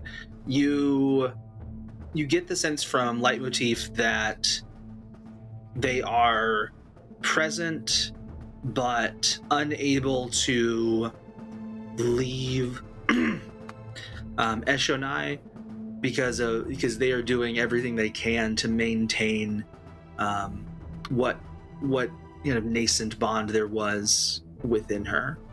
If they were to even as Eshonai is kind of moving away from or towards the storm form, that their bond is so fractured that this light sprint does not feel comfortable moving outside of Eshonai's gem heart, if that makes any sense. Would it be considered bad? Would I know that it could be considered bad form if I give Nakal a good slap on the back so that for the next 6 rounds he regains health on top of regenerate and stuff? I don't think there's anything that indicates either way about that. They certainly expect him to glow because he's got Stormlight and such. Good luck, Nakal. Tap, tap, tap. So as we approach this arena... Oh, hold on, Emily, go ahead. Yeah. So as we're walking and stuff, I'm gonna drop back away from everybody. Hopefully nobody notices, but anyway, I'm gonna step back and call for the tiny gods. To help draw attention away from her falling back, I'm going to very showingly start to remove my equipment and leave it on the ground in a path as we approach the point. First my axe, then my shield. I really need your help. Everybody else has the super cool powers and things, and they're able to help and show everybody the things, and I don't yet. At least I don't have the control, and I've been super nervous about it, and I don't know. But I think we have a duty to use our powers to protect these people, and help them the best we can. Do you have any thoughts? What am I missing? Am I supposed to just say those stupid little words? She still thinks it's about the words. Well, I mean, everyone is saying them all the time, especially that Tulin guy. Do you remember how many times he said the words? That's true. You'd think that she would know, though, by this point, that, that's not really the big deal. But you kind of, hear little glimpses and pieces of this, perhaps. But she must be careful. This power is what destroyed worlds. Yeah, but she also needs to protect these people. Well, I guess we'll just have to see what she does. So, I know it's not totally about the words, because I obviously saw the two whatever his name is keeps saying it and nothing happens. But okay. I'm just going to try, because I do believe that I want to help them. What do you believe, Grove?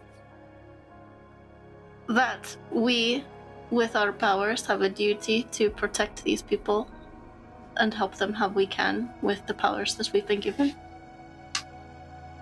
You kind of just hear within yourself, almost. How do you react to the decision these people are making? What do you think of the listeners and their choice? I think it's a scary choice that's going to hurt so many people. Yes. The road will be hard, but what do you think? What does your soul say of Eshonai and the Five and the choices they are making?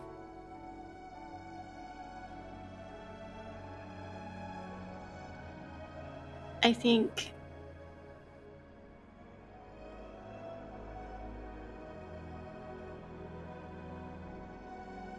they are trying their best to protect themselves, but I don't think that this particular power is the way to do it. The path they choose, it matters? Yes, it does. Why? Because the way you go about it affects other people. There's, the saying, the end justifies the means, but I don't think that's true. Because the path that you take could destroy a lot of people along the way, or it could protect a lot of people along the way. So the method matters. And what path would you choose, Grove? A path... Well, a path that does not sacrifice many people? Of course. I don't want to sacrifice anybody. There is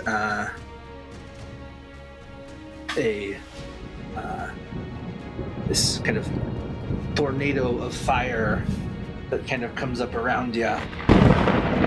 It took you long enough. Oh!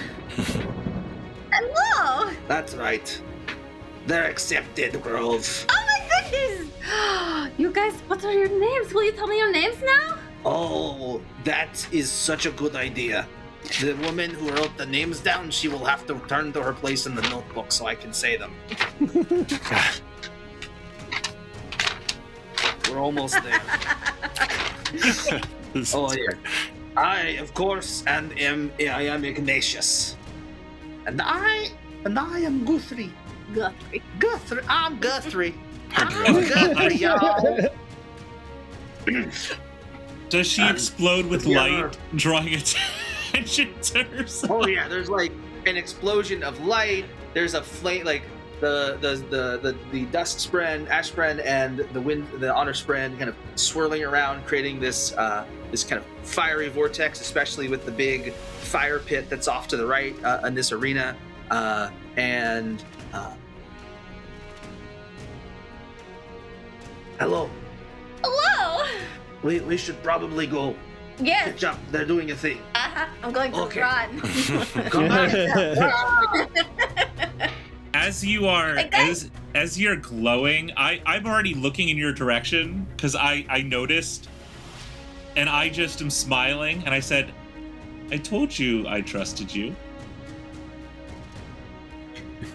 Well, I'm not even watching Nakal. I'm hoping that he's surviving.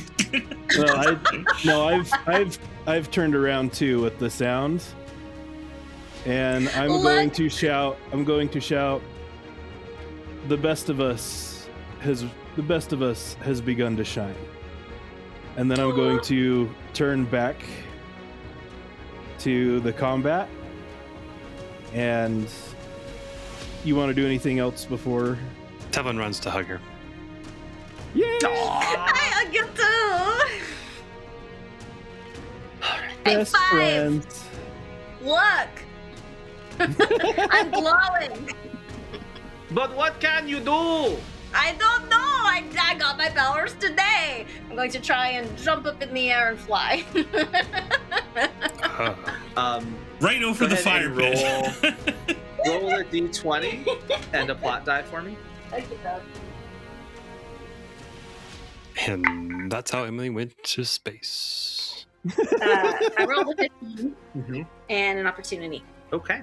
So yeah, you launch yourself up into the air, and as you do so, you draw up many of the rocks on the ground with you, and you see Ignatius kind of like flowing around by the rocks as they explode outwards into Not hurting fiery. Anybody?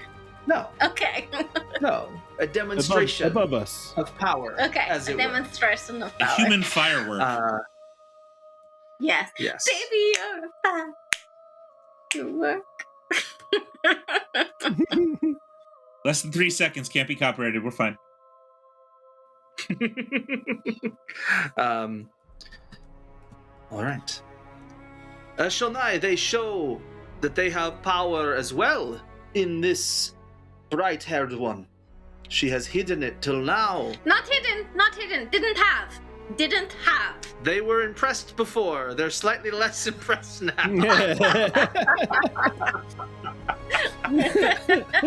She decide too honest for her own good. Eshonai, which I will say, having been in the presence of someone speaking the first ideal, definitely on the cusp of what's going to happen here. But let's do this. Do you have dice, Len? I don't have them with me right now, so I can just do it from the sheet, I think, because I Yes. do have the little Can you- thing here. Yeah. Can you use the Eshonai sheet? Does that work for you? In theory, I don't it should. I can't see any sheets except for the If you like, don't, the storm form, yeah, just storm form. that's Eshonai. Yeah. Okay, cool. Yeah, storm. I just have storm form regal. Eshonai is getting a bit annoyed because it's like, Why is Time to this stab taking somebody. so long? so I will, okay, yeah, she's definitely gonna attune the rhythm of destruction. And she's going to just scream, "Let us get this over with!" And I'm going to, lightning bolt, basically. Yeah, you are. Yeah, you are. So, I'm just gonna. Doot. Does it?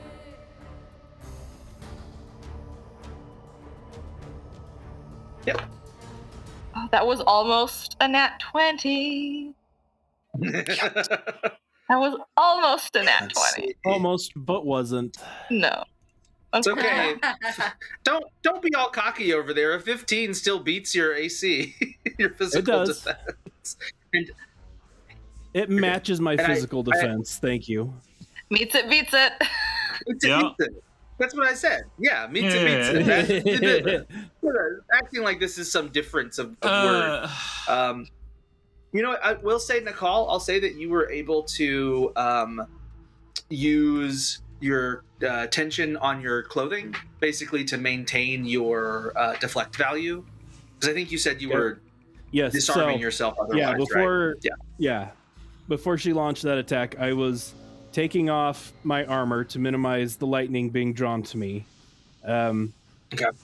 I was getting ready to take off my boots when she shot me with that lightning. So I'm going to lean back up. I'm going to look at her, and I said, so with the deflect 2, that means I take Yeah. Here, I'll 13. do it for you. Okay. So I'm down to 20. And then at the end of my turn, I will get regeneration from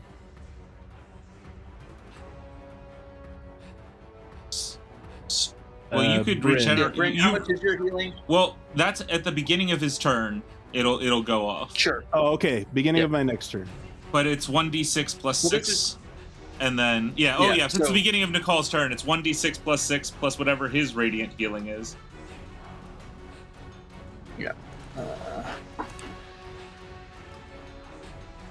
So you heal for 2 And then, hold on, I plus- can add mine here. There you go, Chris. Boop. Here's mine. Plus 9. You heal 11. Okay. So that takes me back up to 31. Wait, so edge dancers can distance heal? I They think can use heal. well, technically I tapped him, but yes, I actually have distant surge binding. I can hit up to 25 feet away or something, or 20 feet away So with my healing. as we approach the arena, he invested me with a bunch of light. So I'm gonna look up at you. I'm going So to everyone say, sees this lightning bolt. Oh, good. Yeah, Nakal, go ahead. Words. Yeah. Words are good. so lightning bolt hits me. I'm gonna stand up. I'm gonna look at you, and I'm gonna hold up my finger, and I'm gonna say, "That's one." On your oath and your honor, you have 4 remaining.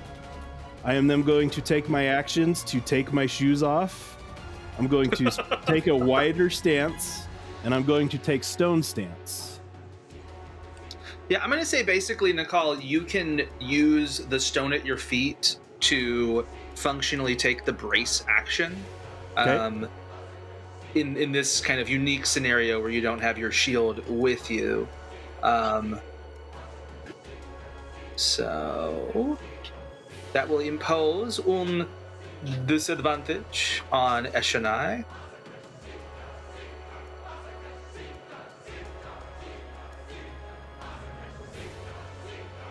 And now that So I've the gathered listeners see this lightning bolt just strike Nakal in the chest, and then just it seems to just knit back together as he stands firm. you did ruin my favorite purple undershirt, though, just so you know. All right, Eshonai, back to you. Okay. What are you going to do to this Alethi dog? Okay, wait. There is question. So this says that for the lightning bolt attacks, it says that this attack gains a disadvantage unless the Stormform Regal spends 1 focus to ignore it. Oh, I think. Well, I mean, yes, but I think for these purposes, you've got plenty of focus.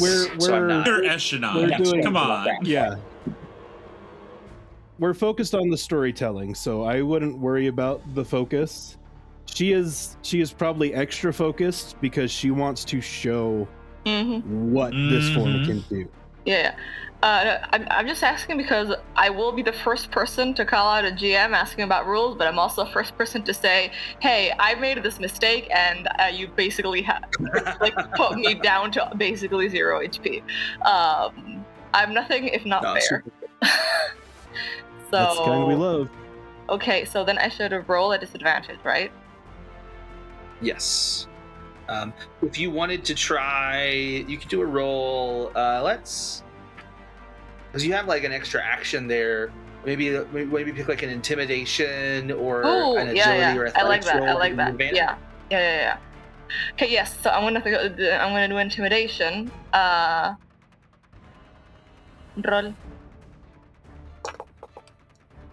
That was almost a nat 1. That was pretty good.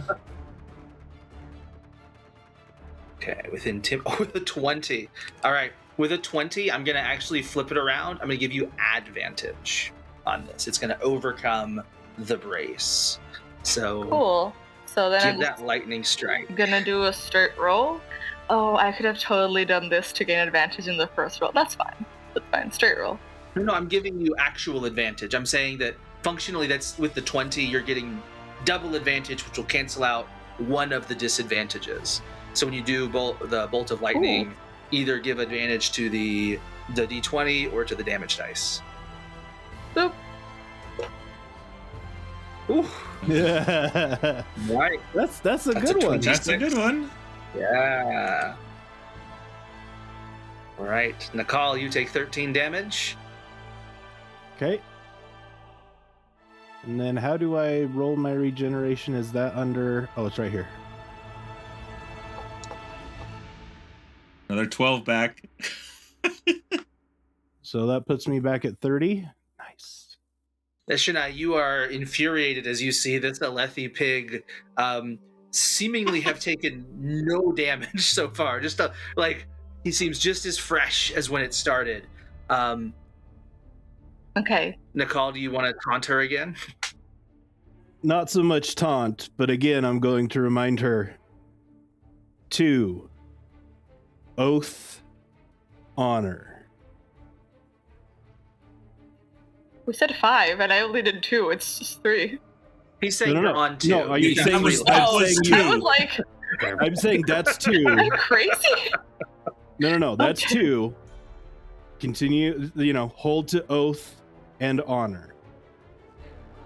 Okay. It Can may I... not be for your character, just so you know. It's fine, it's fine. Nakal, I want you to roll a discipline test with me and raise the stakes. Discipline, raise the stakes.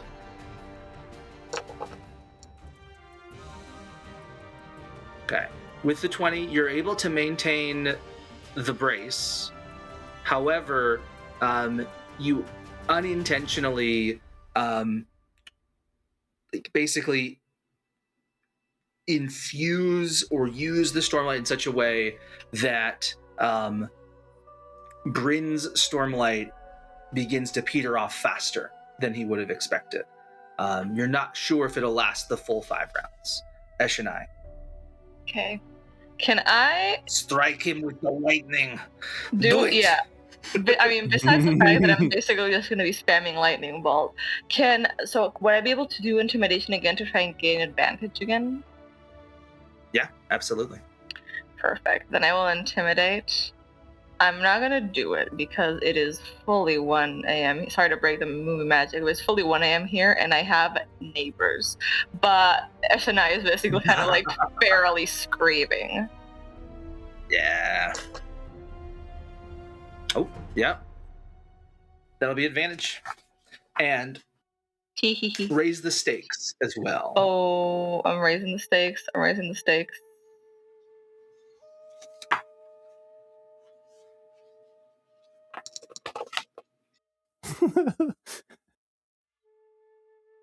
Jeez. I am going. You're already, I think, almost at max damage, so we'll say that applies an advantage to the next roll.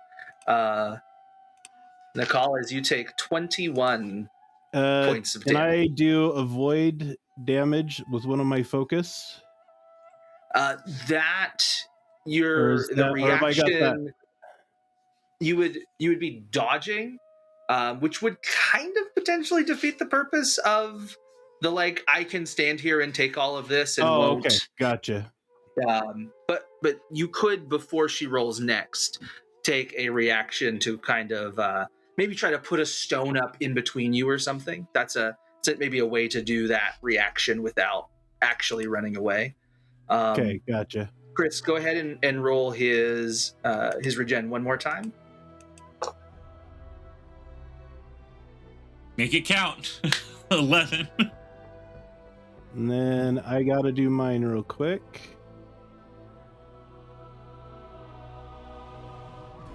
Up to 26. Okay. All right. Okay, Two so more, Eshonai. Can you really defeat this human? did we just see that he's put up this earth wall? I haven't I think I done was that yet. I'm suggesting still he might do deciding. it. He Oh. might do that. That was more of a Okay. meta conversation there. Sorry. Yeah. Okay. Perfect. Okay, so then I'm rolling Quick again. question before she rolls. what's the difference between the dodge and evade danger? Area of effect versus single target, essentially. Oh, okay, but it's basically the same thing. Got it. They do different things, but yes. Yeah. So you could decide whether to try to do something stony, walkery, wardy that interferes with lightning bolt, but she's got one crackling for you. So Okay, so make that choice with I your am controls. going to. I obviously don't want to put a wall in front of me, so I am going to use cohesion to pull rock up my legs and across my body to see if I can ground myself to Okay.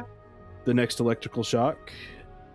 Okay. Spend the last of your investiture, Will do. and I will. We'll see how that works. Eshonai, Okay.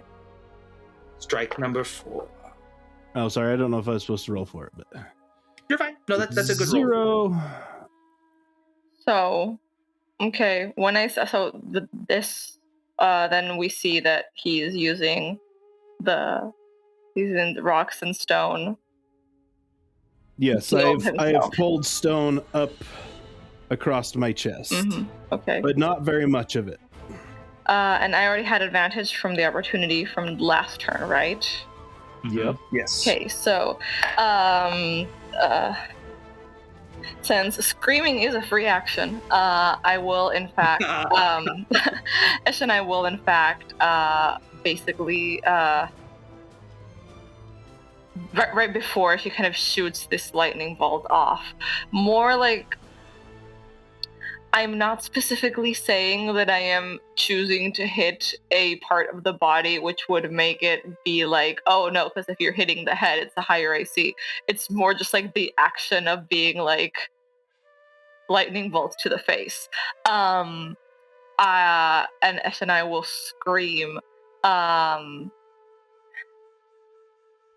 It's just a scream. You try to hide? Blast.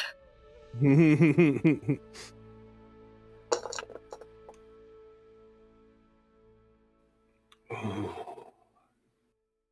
17 hits. Nakal, I'm going to say 17s in a row. it's a lot of 17s going on. I'm going to say with the stone, Nakal basically is going to increase your deflect value. So I'm going to put back 5. You're at 17.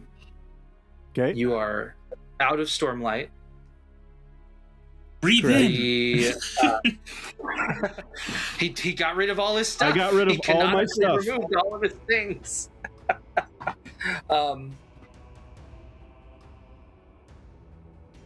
There is just the tiniest little gasp of Bryn's healing that remains. It's going to heal you for 3, for 2, let's say.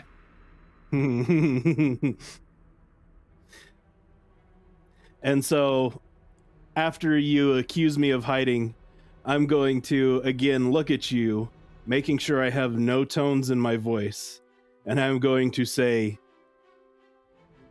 can you not still see me? I have chosen to endure. That is my choice. That is the choice anybody has the right to make. And then I'm going to stand there, spread my arms out, and say, one more.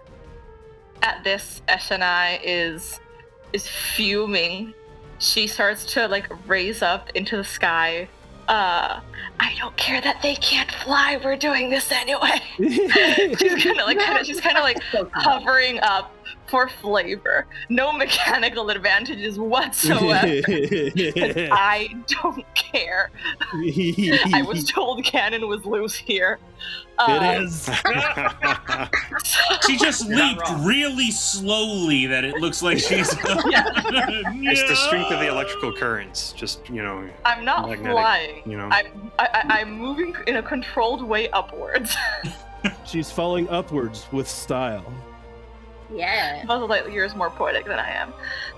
So she's just kind of like levitating up, and the hair is just fully like Scarlet Witch in Multiverse of Madness. The lightning that has been crackling off Fred's purple is turning a bit redder, I would think, in this moment, and her eyes are like glowing. And even like through her chest, her gem heart is glowing, because I'm going to ask something, which is, because of how triggered Eshonai is by what she just heard, do I have to roll for intimidation, or can I just have advantage because? You may have advantage. Thank you. So as This Alethi man has angered you. Rocks still. Say, Nakal, you still have the rocks on your chest. Yes. So you'll have that deflect value benefit. But yes, Eshonai. Yeah, as she rises up into the air, this red lightning coming off her from the sky, and also kind of like touching down on the ground. The wind picking up. Eshonai is crying. Eshonai is crying because she hates this, but she also loves this, because this is the power that she needs. This is the power that she was promised, and this is the power that she has. And she will scream in like the most horrifying way possible. I cannot describe. My neighbors killed me. But as she just coalesces this giant lightning bolt from like just her entire body, basically, going up both of her arms, and it's gonna come straight from her chest as she just screams, "Have we not endured enough?" And I'm gonna roll. That was almost a nat 20. That would have been perfect. Goddamn.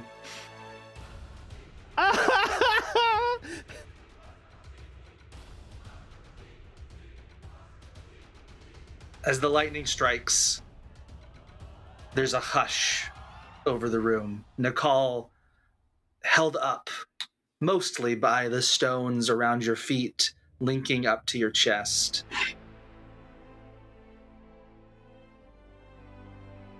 Words come to you,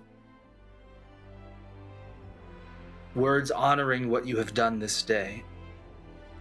Your head falls forward just a bit at the force of this lightning bolt that brought you so close to unconsciousness. You even hear some of the listeners shouting, "She did it! She knocked him down! She made the Alethi fall!" And Nakal, Tanhu looks up at you from the ground. "You will stand, won't you, Nakal? When others fall?" I gasp deeply as I stand up and the stone falls away from me.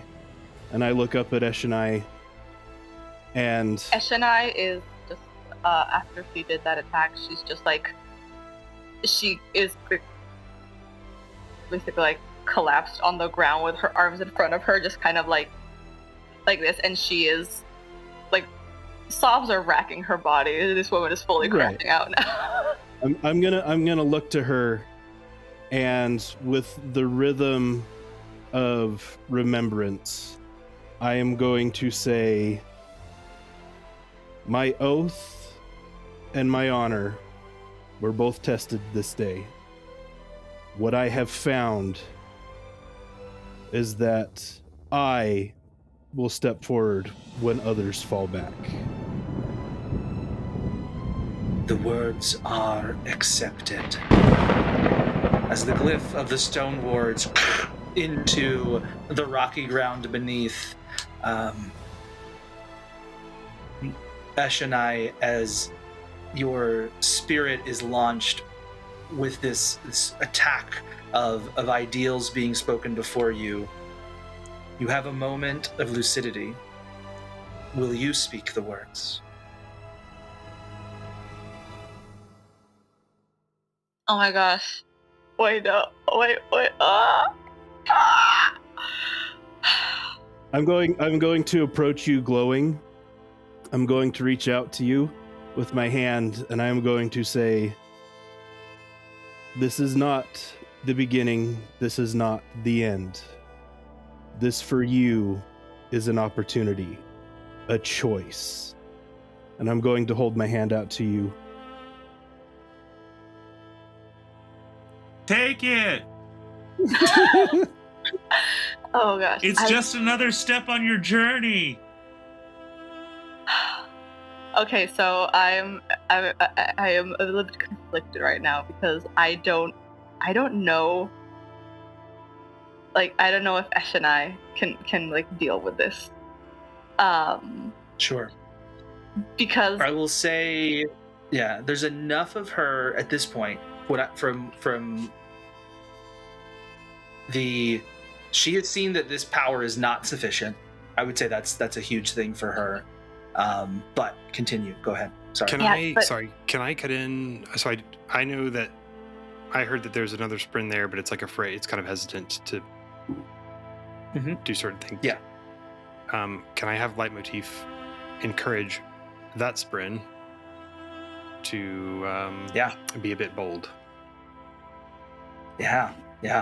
Leitmotif and Eshonai, you feel within yourself this glowing light, this warmth that has been keeping you, keeping that sense of self that still exists within you alive, resonating brighter and brighter with Leitmotif as she flows outward from Tevlin towards you. And now you realize that voice you heard was from that Spren.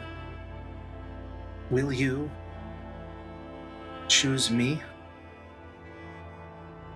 oh gosh, Loose cannon. the little devil on my shoulder. One of us. I know. One of This us. is I know that you are scared. I know how hard you have fought. It's why I came for you. Among all your people, you sought freedom. And now you feel trapped. We don't have to be trapped, Eshonai. Jeez. Okay, so what is going through her mind right now, I think, is just so much doubt because it's like, well, first of all, I did this thing because I was like, okay, yes, you know, we're gonna get the power back, and so we're gonna be able to win. And then it wasn't enough. So it's like, what did I even do any of this for? Because it's a lot. It's like, well, you know, I'm just gonna like betrayal about 4,000 years of my people's history and deepest beliefs in a like last ditch mad dash gamble to try and sort this situation out.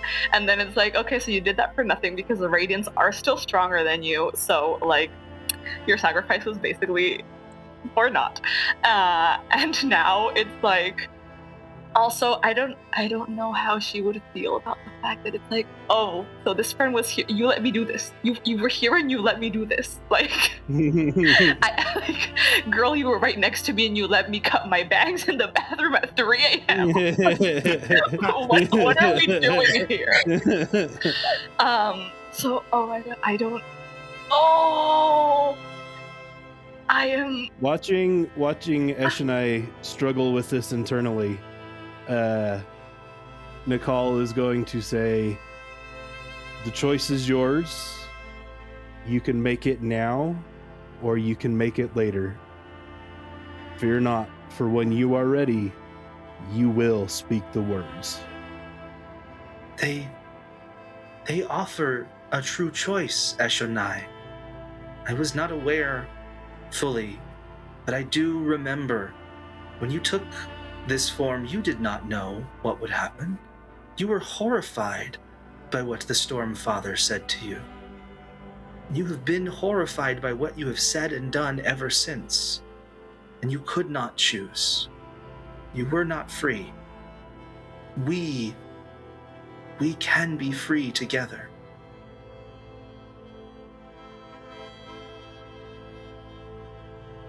Will you choose life with me instead of the death of who you are?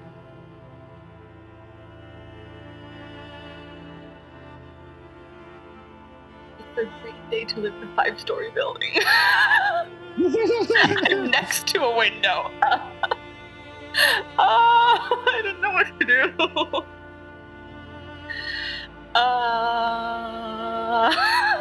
You know the words. I know that this form made you feel strong, but it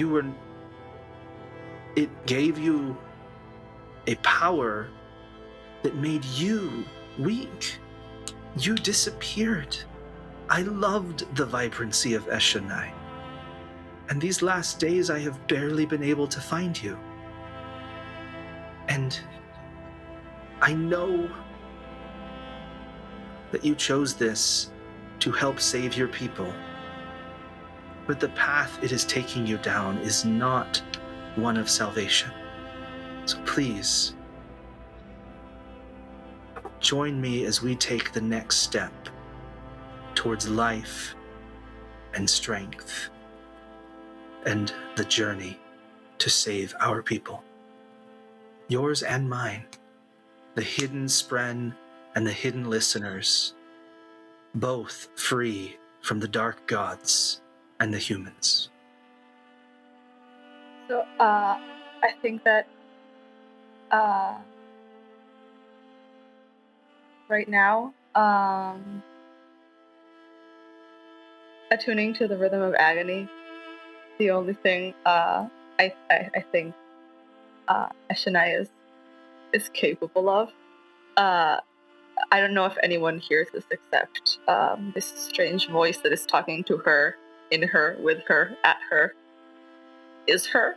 And she's still basically kind of like collapsed in a heap where she fell after throwing out like the lightning bolts, Twendal lightning bolts, and like through her tears, attuned to the rhythm of agony, she's just gonna say, like the barest whisper is just,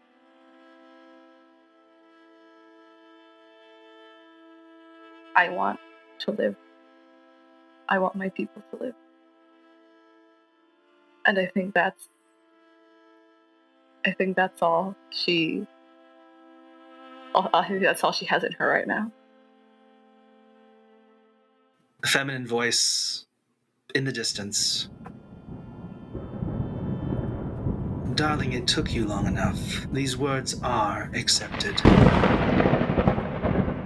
As light infuses the arena, as a glowing light spren flows outward to join Leitmotif in brilliance, and Eshonai, as you hear the other storm form howling in almost a guttural just revulsion at what has just happened. You do feel true clarity begin to touch your mind for the first time since you took this form. And we will find out what happens with Eshonai, the Redeemed, and the listeners of Narak next time on the Loose Canons. Make sure to like, comment, subscribe, ring the bell, and hype up this video if you haven't already used all your hype points. I'm told there are hype points, and you get like certain amount of hype points on YouTube. It's a real thing. It helps the video. It helps then storm wardens know when to expect the next episode, and that way you don't have to rely on those silly storm wardens because you'll just get a notification. Of course, we introduced all of our lovely loose cannons at the beginning, but we have a loosest of canon, perhaps, joining us this week. Who are you, Eshonai? And what should people know about you? Because you're awesome. Oh my gosh. First of all, thanks for having me. This was a really fun time. I promise I'm not normally this intense, weird, and standoffish. Hi, I'm Len. You might know me as that one chick who cannot stop cosplaying Yasna. I'm mostly known in the Cosmere community as a cosplayer. And I also cosplay for a bunch of other fandoms. I also share a bit of my work at costuming for theater and the film work I do and everything. And yeah, you can check me out mostly on Instagram at Lenlegrim. It's weird, it's Elvish, it's Tolkien. I trust the editing gods to put the links or the written word somewhere so you can find me. Yeah. Thank you for having me. Wonderful. Yeah, thank you for Thank coming. you for being Playing here. a bit of a strange role, if we're being honest. A conflicted creature of the stage. Awesome. Bye, everybody. Bye. Bye. Bye.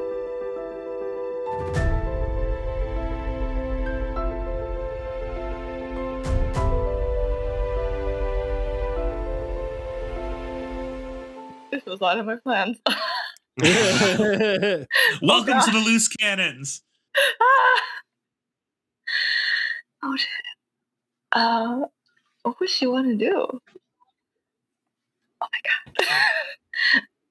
Okay. Oh. I got too excited. Oh my god. Oh my god, I'm dying. Oh my god. Please don't. To be fair, that might We're be what trying to Eshonai stop does that. with her brief moment. Wait, I'm here? What's happening? Ah, it's me! Ah!